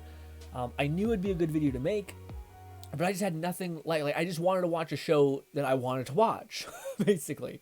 So then I watched Shikimori is Not Just a Cutie, and it was a show that I wanted to watch, and I just watched it because I needed to watch it just for me. I couldn't do another thing for the sake of doing it. And it's funny because like I always did this, which is why I think I was able to go for 7 months for such a long time. Was I always trained that ability, that part of your brain that says like, even if I don't have fun, even if I'm not enjoying my time, I can still do things that are shitty. One of the things being is exercise. Ever since I was a kid, ever since I was like 20, I've been exercising since forever. Basically, I missed like maybe 3 weeks at a max in my entire like 7 years of training, essentially. So needless to say, very burnt out on that. So anyways, we're kind of in doom and gloom land, but basically everything was that. Everything was, when's the next time I can improve my content? When's the next time I can review something? When's the next time I can do XYZ? And the baseline takeaway for me was, I just need to do things that I want to do so that I can build up the bar that is like, I'm enjoying my life and I can do things that I don't want to do because I had a good time these last 3 days. I can do something that's unpleasant. But when all you ever do is things that are kind of like, oh my God, I don't want to do this, but I know I need to do it and I'm burnt out and I'm tired, but I'm going to do it anyway. And then you just break. So anyways, the plan right now is to try to live my life for me again. For what it's worth, it's not like everything is combusting on itself. Like when I think of what I actually want to do in the day, I want to do recon or research for VR. I want to look into what people are enjoying about it because I find that genuinely fulfilling and wonderful. I want to like retool the ideas we have for videos and have fun with them and like make them enjoyable. There are some days when I'm pretty spent and I don't want to stream because it's not going to be a very interesting stream. So I think, well, maybe on those days that I would stream, I'll instead make a bunch of YouTube shorts of our old streams just for 1 or 2 days, and then upload those throughout the next couple weeks or something, you know? Because that's the other thing. I'm doing a lot, guys. Like, I'm not trying to build myself up too much. I'm sure there's someone else out there working harder than me, but to stream almost daily, to kind of always have a point to the streams, to then be uploading videos that take a week's worth of development to make, to then also upload on another channel anime adjacent videos, to then also stream in various ways. It's a little bit for one person, and I think that's the one thing that I know is important, is consistency and being there.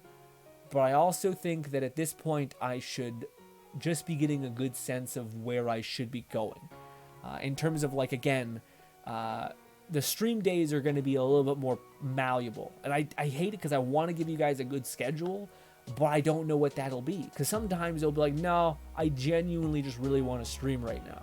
I genuinely really want to just not stream and go to our past streams and make a bunch of YouTube shorts that are just fun, goofy moments that we did in VR, and throw them into a various on the Grin channel, and just have them be there as these goofy moments to say, hey, if you enjoyed some of our streams, check out this, and things like that.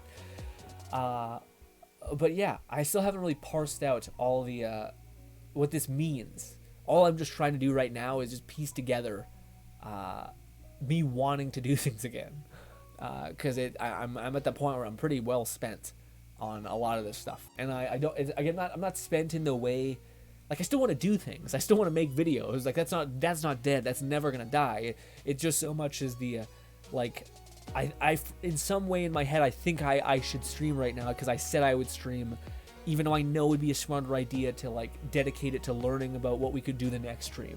So, like, if I said today's my only goal is to learn about Blade and Sorcery modding, that way for, like, every other stream that we do in Blade and Sorcery, I can have a couple mods in there that we could play with. That's a good idea. But it also has me being like, sorry guys on the Discord, no stream today, doing X because of Y. You know, looking into modding for Blade and Sorcery, because I think that's a good moment in time. Oh, the other thing, just because we're throwing it all on the table right now, it is, how do you guys feel about the streaming at 1 p.m.?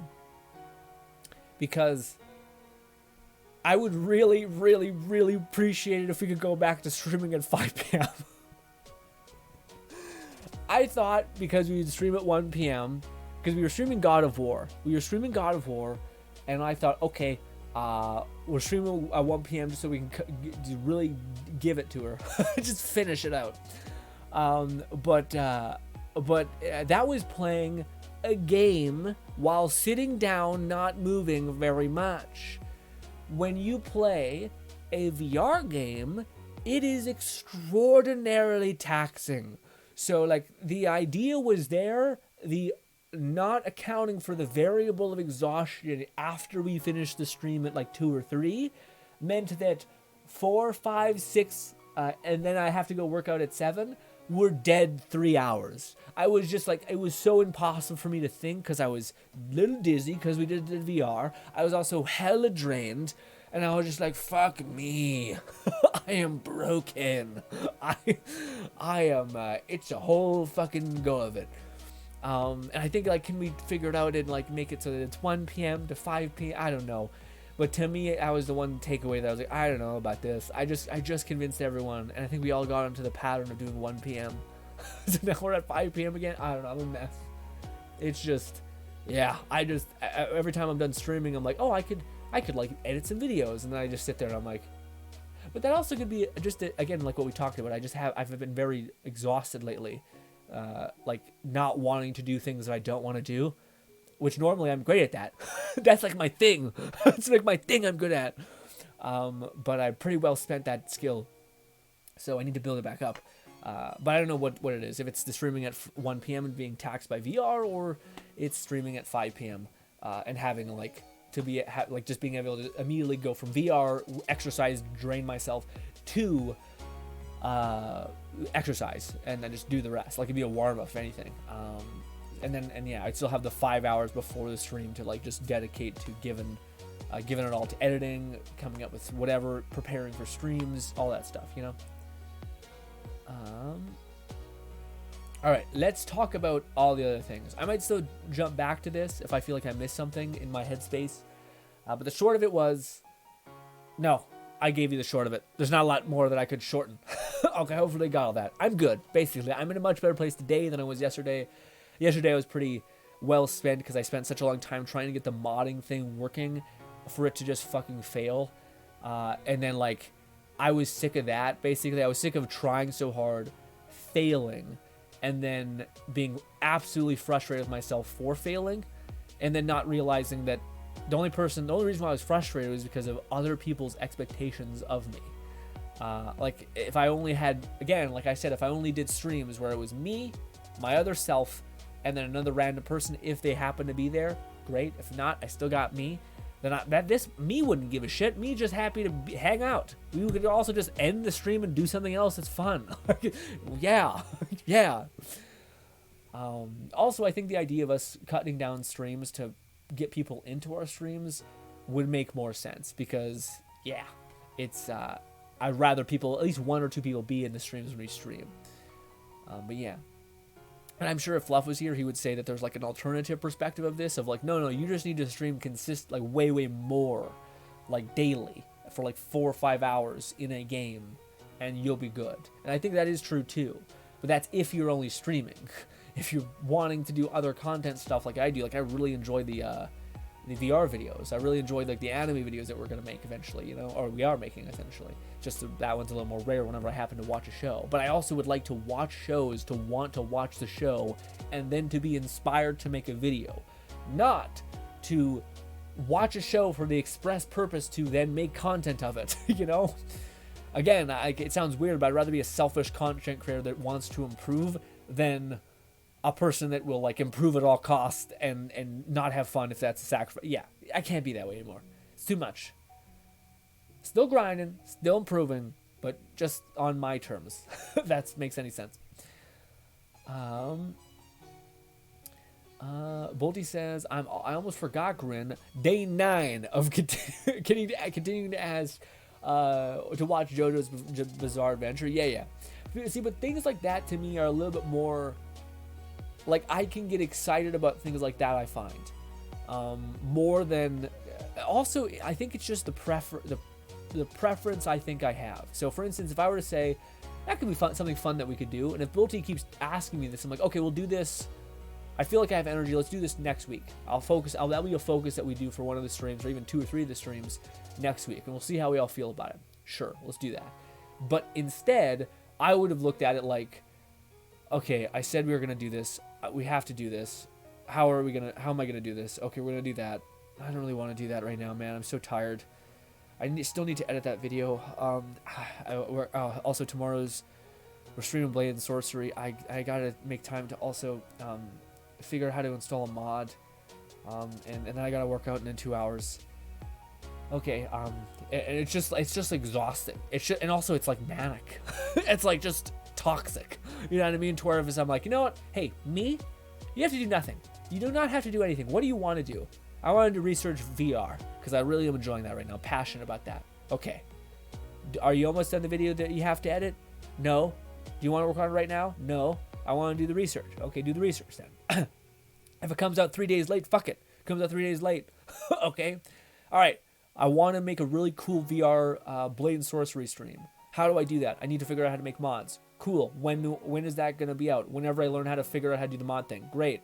What are we going to do in the meantime? I don't know. Maybe we don't stream today and we make short mods, or we make YouTube shorts. We tell people that we'll stream tomorrow for sure. Hang out. We'll do this thing. Have fun. Good. We'll do that. Like, I need to take off the half, the you need, or you're shitty, or you're like, it's not gonna, you have to do the thing, essentially. I need to take that off because it's too tight right now. Bucky says, is Grin gonna join the last event, the community ever event for the PC? Is it for, what do you mean?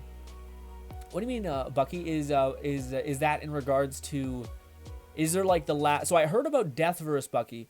I heard about Deathverse in it's shutting down its servers. Is Let It Die also letting it? Is it having one more event and it's shutting down its servers as well? What's happening?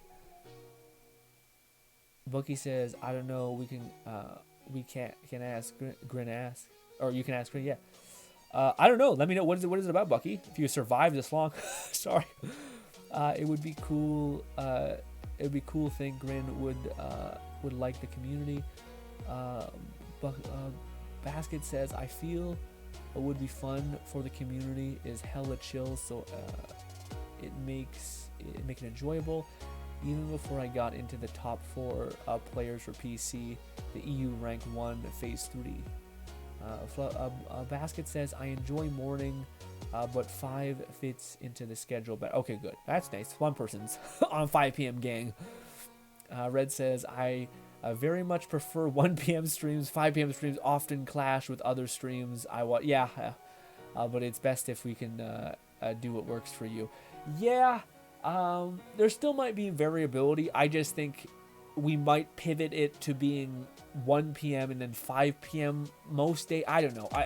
So we're gonna talk. Also, I have to ask you guys that real quick. What game should we play next week? Should we like go a week as Tower of Fantasy, take a break from VR? Should we?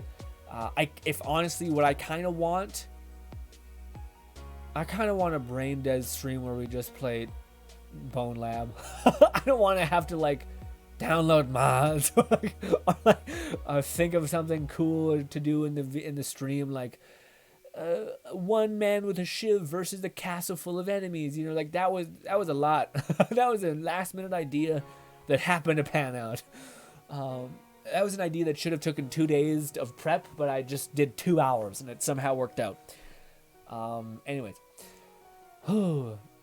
Morning streams was fun to get going in the morning for me. You're the only stream I watch. Oh, that's so sweet, Basket. But 5 p.m. streams are better fitting for the day's schedule. Gotcha. Bodhi says, I wouldn't mind later streams as long as it suits you. It's fine. That's pretty sweet, Bolty. But Bolty, that was the other thing though. Isn't it so late for you? Yeah. Oh, that was also why we did 1 p.m. Whatever is easy on you. Yeah, to me it's just the VR thing. I think if like it sounds horrible, I don't want to fluctuate too much. You'd be like, okay, well now because we're not doing VR, we're gonna now stream at 1 or something, and maybe it'll get easier. I think it would get pretty. I would be able to balance it more if like one day I'd write on Discord as an announcement, we're not streaming today because I'm doing something that's still important. Whether that's like, you know, effort to try to get new people into the stream, therefore making shorts or making a searchable stream idea, which is weird, but yeah.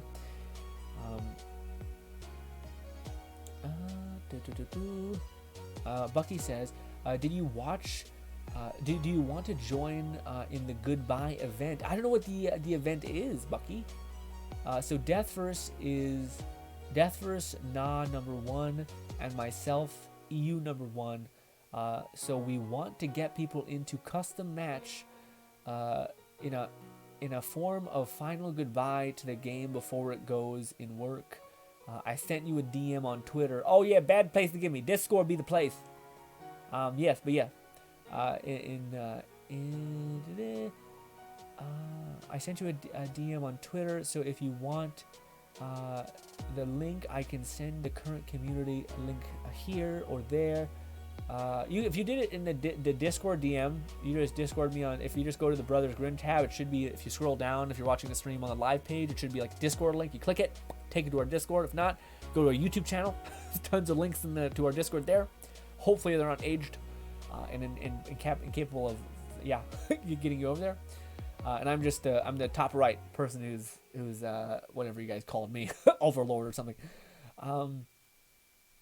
I sent you a Red says, have you responded in the have you progressed in the Tower Fantasy store? No, but that's also like something that we could do next streams. Is like if we do just stream, let me do. Hey, I'm calling upon our mods, which I think right now is Lone. And if Lone is drawing or busy drawing, I might call and ask Red to do this. But could we do a poll of 3 games that we could play next week as our main game we're playing? It could be Bone Lab, it could be Tower of Fantasy, or it could be Dark Tide. I think that's all the games that we could potentially play. I know, Red. That's why I said I'm going to make you a mod if Lone was like, I'm drawing, I can't do it. I'm going to stand. But yes, could you do a poll? Bone Lab, Tower of Fantasy, or Dark Tide? What game should we play next? We will probably come back and play Blade and Sorcery. But yes. But let me know what you guys would find interesting to be played for a stream week.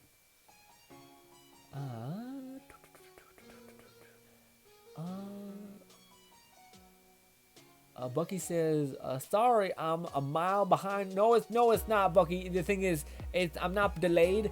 It's just that I read the top of the chat so that people's comments don't go unread. So, like, the newest comment is, never been a mod before, lol. Yeah, but you'd be great at it.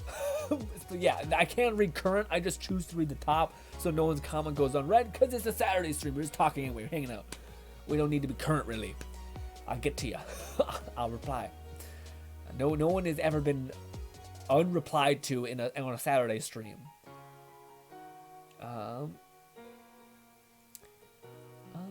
The event is streamable, and we will be in a V/C on the day, but that is not mandatory. I don't know. What we could do, which would be, well, we'll see. When is it? When is it happening? We still got a long ways to go, right? It's like it's in June or something. We still got, like, you guys got plenty of time to, like, yeah, till it turns off. But what I thought we could do, if whatever happens, if I get real busy or some crazy shit, a lot of life things happen all at once, which I feel like they might, hopefully not. What do you call it? I could just ask one of you guys to like screen capture the couple perspectives, and I can make a video about it using your guys' footage of showing guys the various perspectives in a game, or even just the moment of all you guys locked up and stood up and make a fun video about it. Because I do plan to make a video about announcing the whole, what is it called? The game, the whole thing being turned off. How do you feel about it, Bucky? Do you think it is?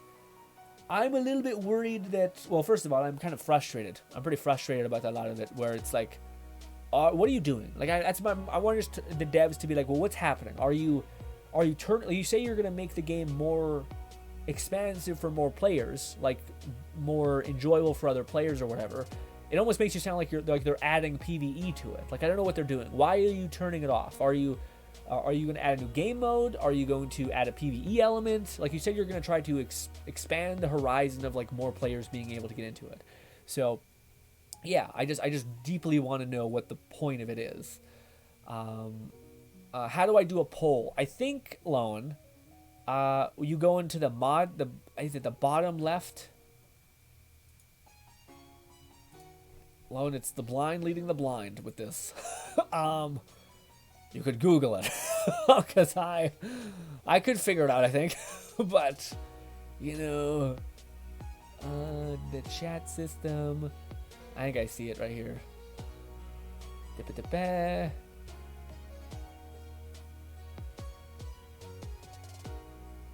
What does it say? We can just type it. Yeah, sure.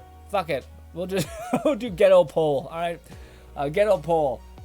Right in the chat right now, for the love of God, please just get off your playing the game, pause it real quick, just type in what you want to see next week.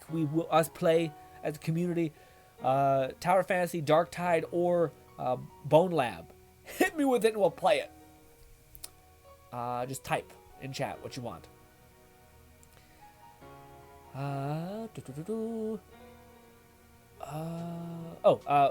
Yeah, in regards to Deathverse, I just want to know why they're turning off the server in regards to, like, they say they're going to make improvements. In what way? Is there something inherently broken in the game that, like, oh no, we wanted to add another PvP game mode? Also, are you going to be able to carry over your cosmetics that you have gained, or is this a way for them to kind of have like less backlash because they are going to functionally take away the game, turn off the server so that they can retool it? People are now thinking, oh, well, wait, I'll be able to get back in eventually, and they're going to quietly dissipate to the background, having taken a lot of people's potential money without having to give them a cosmetic, although you're not inherently given anything. But yeah, maybe just, I don't know. I just want to know what the fuck's going on, basically. Why? What is happening? What are you changing? What is the direction that you're going? Are you? I think a lot of people would be like hyped if they were going to add PvE elements to Deathverse. That way there could be a little bit of both things there. Yeah. But I'm curious how Bucky feels about it. Or Buck, I should just say Buck. I don't know why I say E. Buck. Basket says, see you guys, gotta get the day started good. Stream, grin, and joy is very much freshen up the day. See you next. Thank you so much, Basket, for hanging out. It was lovely talking to you. Goodbye, my friend. Lone says, mod here. I'm not a mod. How do I make a poll? Google it, Lone. First link that shows up. Well, yeah. Google could lead us all. Yeah, I don't have any. I don't have any of us know how to. Yeah. We can type in chat. Yeah. Oh, Lone did it though. Lone got around to it. What game should we play? Who will you choose? I might have voted as well. Vote, damn you. There we go.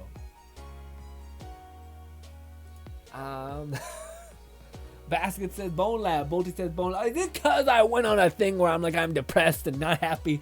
Now people are like, well, we'll throw you one, Grin. If you guys aren't going to show up and watch it, then please let me know.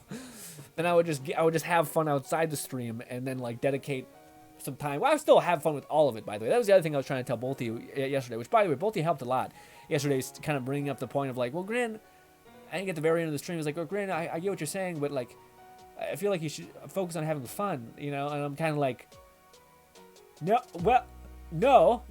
I'm losing my audience, so I kind of should make something that you guys want to see, right? And then I'm like, well, wait. If I just make something that I have, if I have fun, then it doesn't matter if I'm the only one here, then we're good. And I don't mean that, I'm not losing, kind of. To me, I always go to the max extreme and I see if I can survive, basically. That's my mental discipline thing of okay, well, what if this problem got worse? How would I manage it? 2 people voted, by the way. You have to hit vote twice in a weird way. I don't know. Red says VR, whatever. Just want to see VR content. That's nice. Lone says, give me a moment. And then bang, he did it. So we got a lot of Bone Lab. I figured it out. Well done, Lone. Best amongst us. Okay, I would not have gotten there. I thought I'd seen it one of these days when I was flipping through the switches, and I just thought, I don't know. But yes. I think I pulled a disc in my back on a side note. Oh.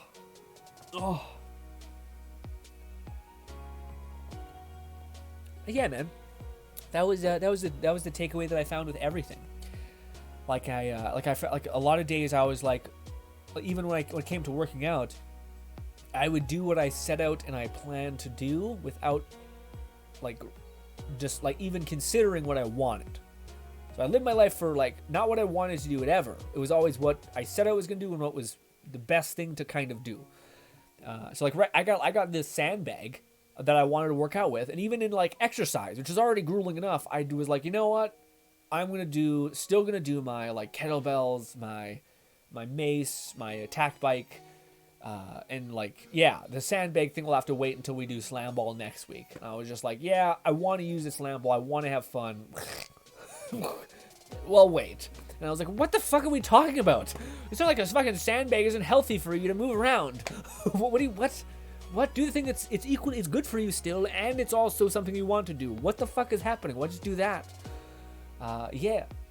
Looks like with just a fucking staggering 3 votes, we're gonna play Bone Lab, baby. Very excited. I do want to just play that game because it's kind of just The game itself is content, at least right now, because it's new, that we can have fun playing it. And we can get into mods.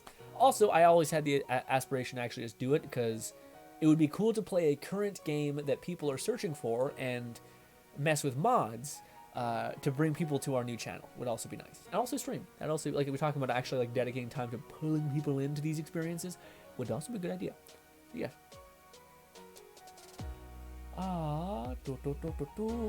Boti says, I want to work out again, but I keep getting sick. Yeah, how are you, Boti? You said you were getting a little ill a couple days ago. No, never mind. Yesterday you said it. Yesterday you said you were getting bad. What is it about it again? Is it like you, I thought you said you had a cough or something like that? You have like a scar tissue cough, like a thing that like COVID gave you and then you haven't been able to kick? I feel like everyone's had that, man. They have like this perma damage to their esophagus. Yeesh. I have still, everybody I know has gotten COVID. I have still yet to get it, okay? And I'm just sitting here like, oh God. Oh God. Yeah. Although they say that there's like a more viral version coming out, it's just, I'm not sure if it's as bad or even less bad. I don't know. Oof. How about you guys? You guys let me ramble about my thing. How are you emotionally and mentally right now?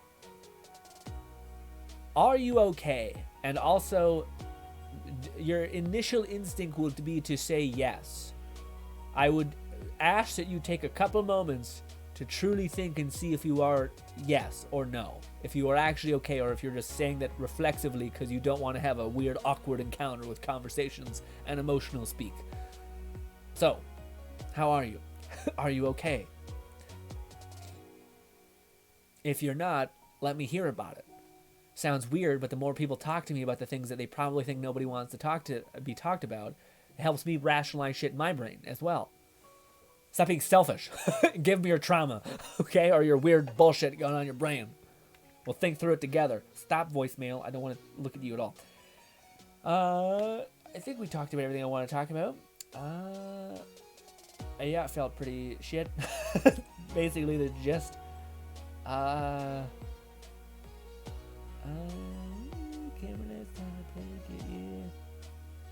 Oh, that was the other thing. So everything can be summed up for like, that was the only takeaway that I could make it sound easier was like, whenever I exercised, I did a specific thing, even though I could have done something that I would have enjoyed that also would have been valuable. But I would do the thing that I didn't want to do, but was potentially slightly more valuable. Like for instance, I can't remember the last time I played a game. Fucking Lowen, you. That was really flexing his thing now. Lowen with a poll. Are you okay? This is not what I wanted. This is exactly unhelpful. Because you all just are hiding within the mound of what you are and your emotional state.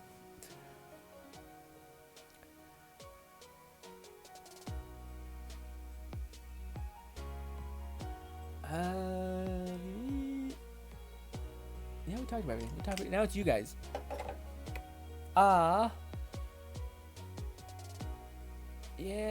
Yeah, the fucking cough, it sucks bad. Now, have you tried, what do you call it? Have you tried, hey, Boti, you know how you were, I know how I was trying to like worm tongue you to actually, drink that tea, that yerba mate tea? Do it.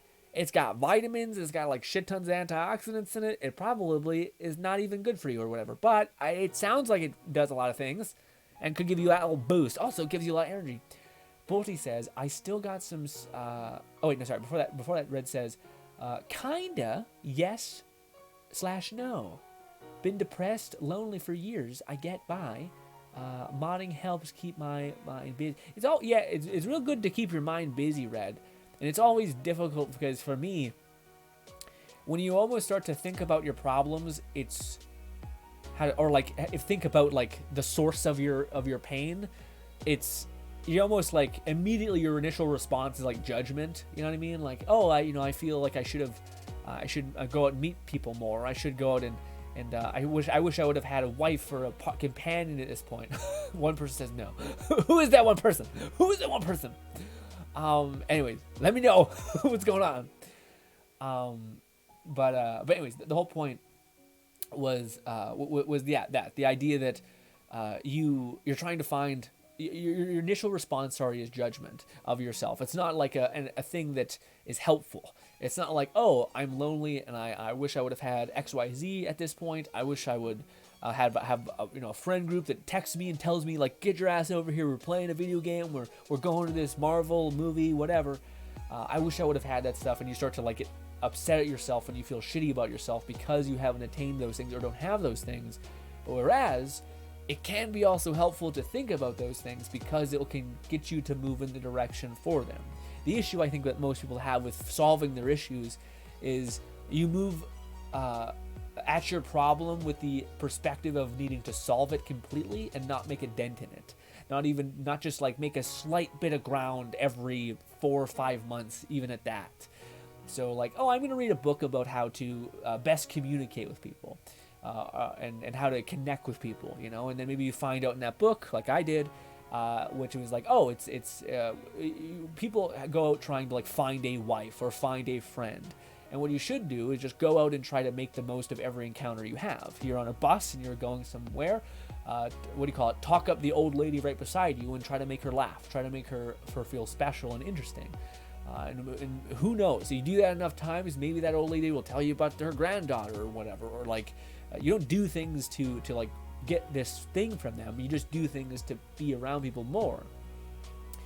But I also say this as a person who like, that sounds great in theory, Grin. Oh, wouldn't that be cool if you could have, yeah, but it's like, but I can't quiet the brain that says like, when I start thinking about this stuff, it just makes me sad. Because I think you're looking at yourself with that thing you mentioned, which is that perception issue, that feeling of sorrow, that feeling of judgment, of like, instead of like just being like, where am I right now? If I were to give a friend advice about how to get out of it, what would that advice be? Okay, maybe I should just take that advice and take it as putting it on me, and go about it like that. Again, everything's easier said than done. I think everyone, like to me, man, I never got super obsessed with YouTube and like was ready to break myself for 7 months until I had like a really emotional breaking point moment where I was just sick and tired of the result that I was getting to, where I finally said, fuck it. Fuck it. The only advice I'd give to my past self is it's good to get obsessed. It's good to get riled up. It's good to want and to push forward. It's just, you got to make sure you can survive and that you have something left. Okay. You got to make it sustainable. You got to have a sustainable improvement, sustainable change. You can't just expect everything to happen all at once, especially when so much shit in the world is out of your control. The best you can do is make the most of things and to try to improve in a small way every day, or even not every day. People give that's way too much of a thing. You know how hard it is to improve every day once? Are you crazy? It's insane. Maybe people have a different perception of improvement. Like, oh, I worked out. I may be slightly stronger. Sure. My thing is like, you need to learn something that helps you. You need to apply it and helps you. Maybe I'm the fucked up one, probably. Hold on, Red. There you go, Red. What happened? What is this? Are you okay? Yes. No. Kinda. Could be better. Well, that's just unfair. I feel like everyone would choose that one. Because you can think of one thing where like, nah, I'm not, that's not great. I think everyone would collectively, even like billionaires and like people who are beautiful and who have it all would still agree, I got some problems. I got some shit. It's just your brain perceives issues. You know, like in the same regard of if a person heard me and Red's current thing we're going through right now, I'm sure like to a person who has had a whole bunch of shit horrible happen to them, like being assaulted or whatever, got the shit cut, broken their arm, paralyzed, they'd be like, yeah, man, get out of your fucking shit and go talk to people. Hey, you, stop being an idiot and chill the fuck out. That's me one. You know, or like, you also want to go hang out with people, so go fucking talk to people, you son of a bitch. What are you talking about? to everyone, that guy, he's probably what we all need. But yeah, but I don't know what to do with that. I mean, maybe it's my parents always telling me like, oh, there could be a kid in Africa who would have eaten that food, and you know, that's not cool of you not to have eaten the veggies. And I would have been like, okay, I guess I'll eat it for that kid in Africa. It sounds crazy, but I did it. So yeah, so yeah.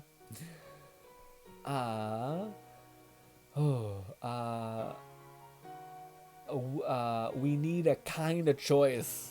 It's a 50-50 split of, are you okay? Yes, / kinda. I think if anyone's like, hey, I'm 100% okay, I don't think you've asked yourself enough questions. Okay, I don't know anyone who's not like, hey, I'm all for optimism and like I have it pretty good, because I think everyone in the thing. In the chat would be like, actually, I feel blessed. Like, if I were to take a break and I would like the guy who got paralyzed and beating the shit out of him and his parents died or something horrible, I'm like, yeah, I'm doing good. I'm doing pretty good, actually. I say that. Yeah. But at the same time, that doesn't change the problems. Like, you being grateful does not solve the issues of, like, for me being quite unhappy with having been so exhausted by, you know, having not enjoyed life for like probably 6 months. And then Red being in a place where he would like more companionship, etc.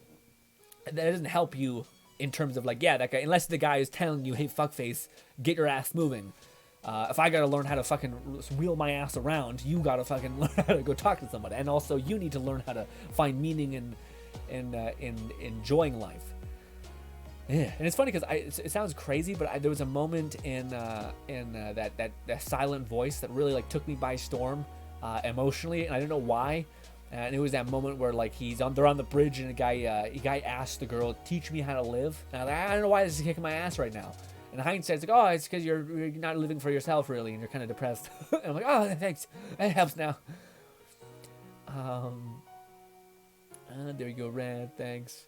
But I'm fully okay or not okay. So no, I get it. No, I completely understand that place where you're in, Red. This kind of like, I'm grateful for what I have, but I feel off. Like something's missing. Like, I feel like that's the best way I could describe it. It's a feeling of a piece of yourself being gone. Like you're missing a piece. Basically, the best way you could describe it. Where it's like, I'm not unhappy.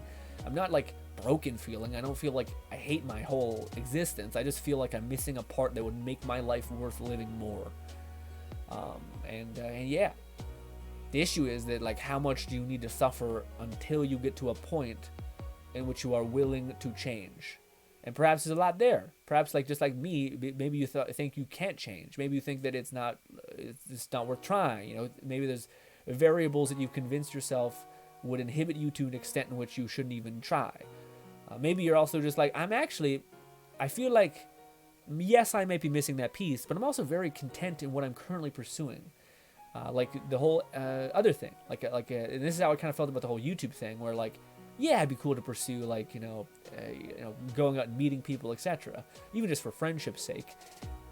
But simultaneously, I actually find a lot of meaning and purpose in what I'm doing right now, and I don't know if it would be that easy to do said thing if I did have all those other connections and attachments to the other aspect of my life, which could also be fair. Interesting perspectives we're playing with. How about you, Lone? You didn't really give your answer. How are you? Are you okay, Lone? You didn't give your answer. I think you were the only one who didn't. Yeah. Now, granted, you were fiddling with poles. Like, not pole, like, yeah. It sounds like a weird, like a gay thing. Some sort of like a fucking, what's it called? Not innuendo. Some sort of like reference of, yeah. Also, I made a video a couple days ago about Shikimori, not just a cutie.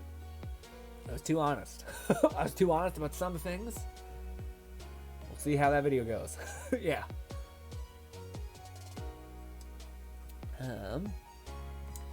I like what Red said. I like that the way that, yeah, to me that's like the apex of what I think a lot of people feel, which is what Red says. But I'm neither fully okay nor am I not okay. So yeah, I think it's 99% of people where it's like, you know what, yeah, I don't think I need therapy now, but I am also kind of not in the best place. You know, it's like, yeah, I know, I think everybody knows. I don't mean like, I appreciate you telling me and always confine me and stuff, because I always put myself in the position, because I think me and Red are in the identical position in that regard of like, it'd be cool to have more connections with people outside of your internet communities. Even though internet communities are beautiful and lovely, it would still be nice to have those other things, you know. But also, I say that, and I also am very much a person who like enjoys his time to himself. I feel like Red is a similar person, so it's kind of like a love-hate relationship of like, it's kind of where I think the tsundere bullshit mindset is made of like, well, I want a person, but I don't want that many people. I want to like have friends, but I don't want them to constantly pester me to get out. But I also want to like get out of my comfort zone as well. It's like a half and half, constantly in and constantly out thing. So I get it. Also, Casper, how are you? We had too real of a conversation and you missed it. I feel like your loving and therapied heart would have done us all pretty well with the conversation we had, but I'm happy you're here now. Red says, internet communications are only communities? Internet community... what is that? What? I can't read properly. Internet communities are only are my only community. Yeah, no. I'm the same way, Red. Every friend, well, I kind of go back and forth, man. Every friend that I had was lovely, fantastic, great. But also, I kind of think not very good friends. You know, it was like one of those things where like they had aspects of themselves that I adore, I love, I thought were great. Like, let me tell you a story when I was a kid. We moved to a new town. I had these two friends that were great. It was very fun. We were in like a very impoverished school though. Like I remember distinctively that there was mold, a ton of mold, that I think was really toxic actually underneath the water fountain in the halls. And I had these two friends, good old friends, where they would say, hey, we're gonna go like basically like fake box behind this tree, pretty far away from the school. And for those guys who do not know, I was one of those freak kids in school that like my slight puberty hit at 8 made me significantly bigger than everybody else. I was like that girl you see when you're like in grade 8 that just looks like she's like basically 18 or something. I was like that except dude equivalent. Anyways, so I was just innately bigger. Anyways, fast forward to when I was in grade like 3, when I was like 6. That's when that happened to me.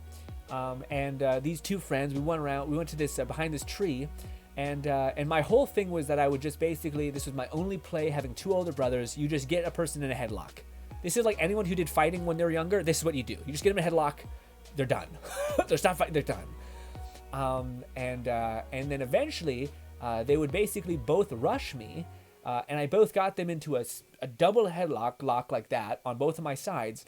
And then they started up, Then I came home one day, and I noticed that there were bruises on my ribs. and then I realized, oh, my friends were beating the shit out of me. They were taking me behind a tree. I was a stupid kid. I didn't realize. They were kicking the fucking shit out of me.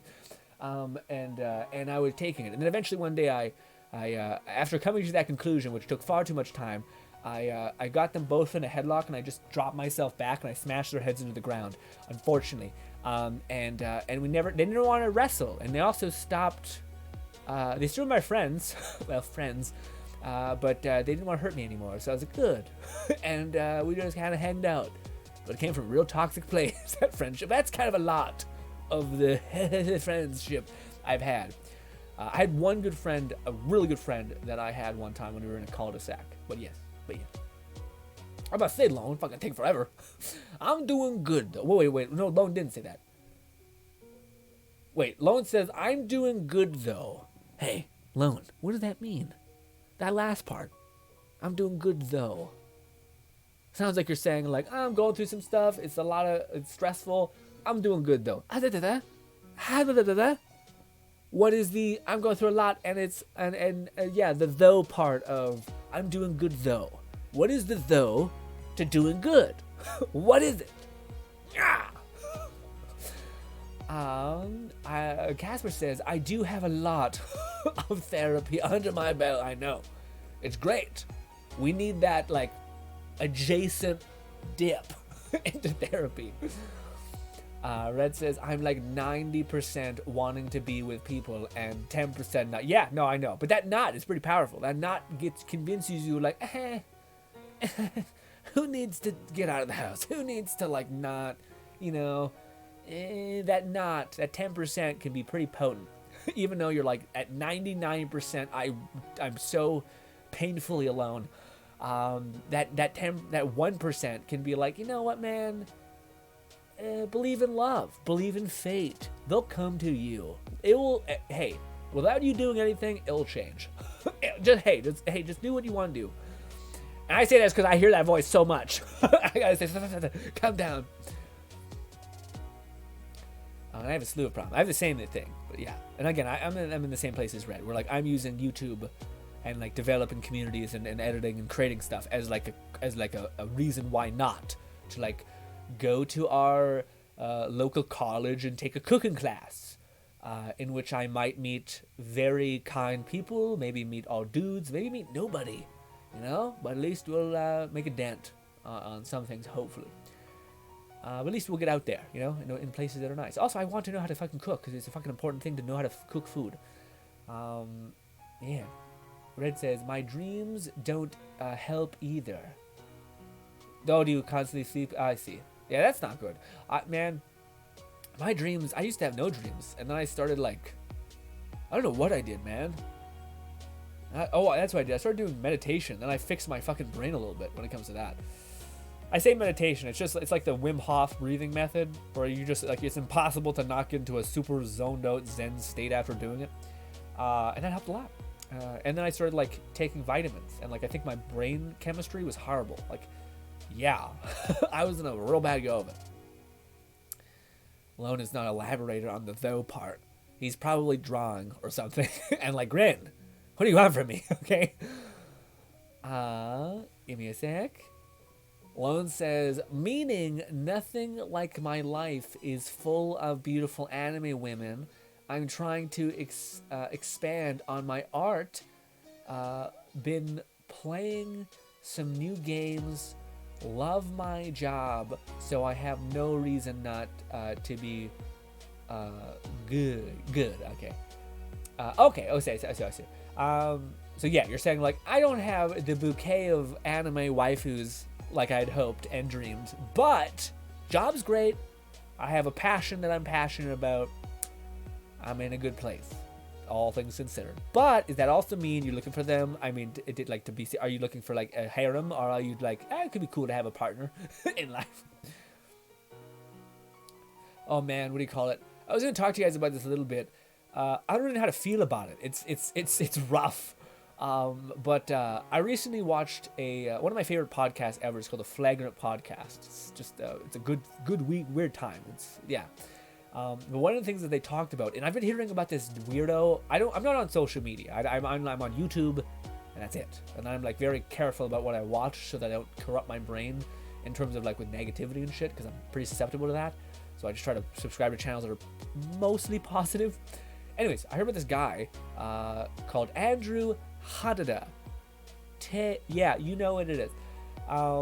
Anyways, there is a whole weirdo community about like alpha male this and like that and all that weird stuff. But anyways, in regards to him, I heard a perspective which I don't know if it's right, but it was at the very least different. And it was a weird perspective of like, how would I describe it? It was something akin to like, I don't really know how to describe it, but it was something that basically was talking about how, I can't even articulate it properly. I don't know if I really believe it, maybe which is why I'm having a hard time describing it. But it was something the equivalent of like men feel worse for having a person cheated on them than a woman would. And I was kind of like, meh. I mean, I'm all for like, it feels pretty bad.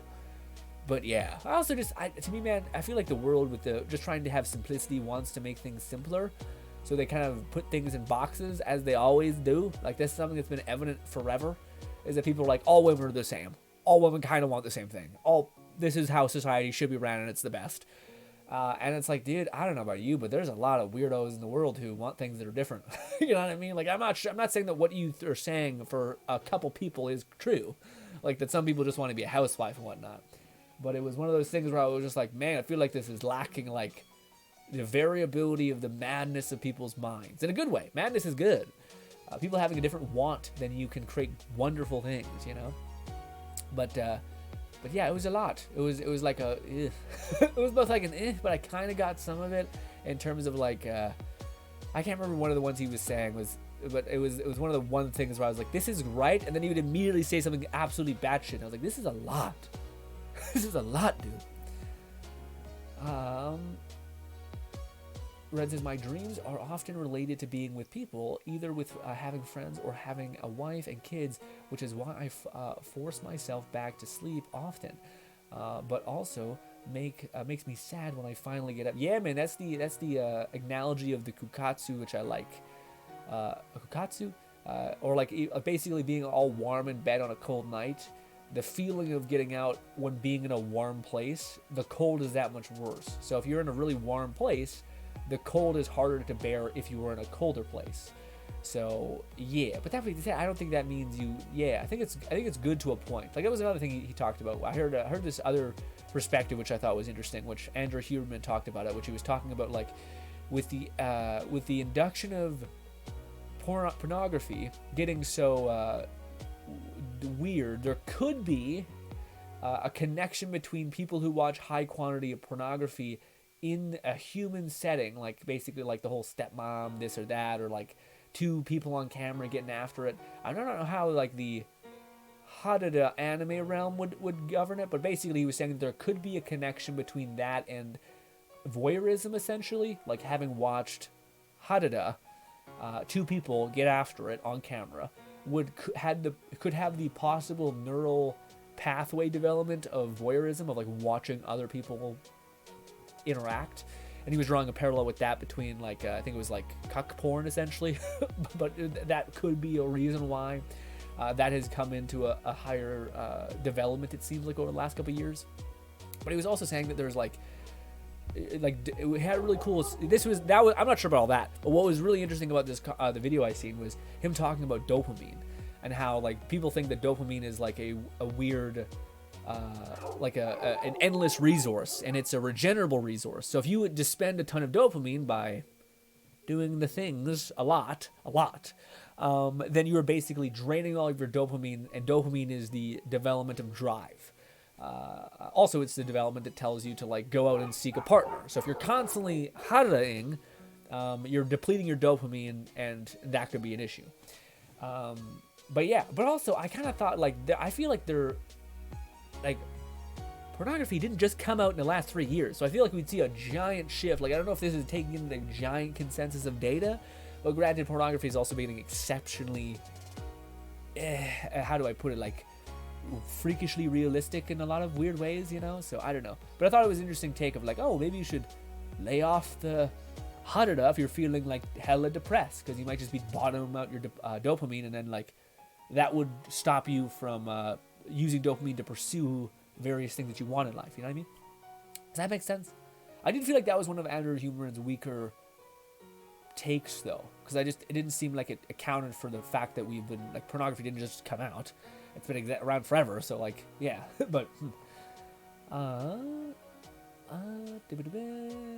says like Nick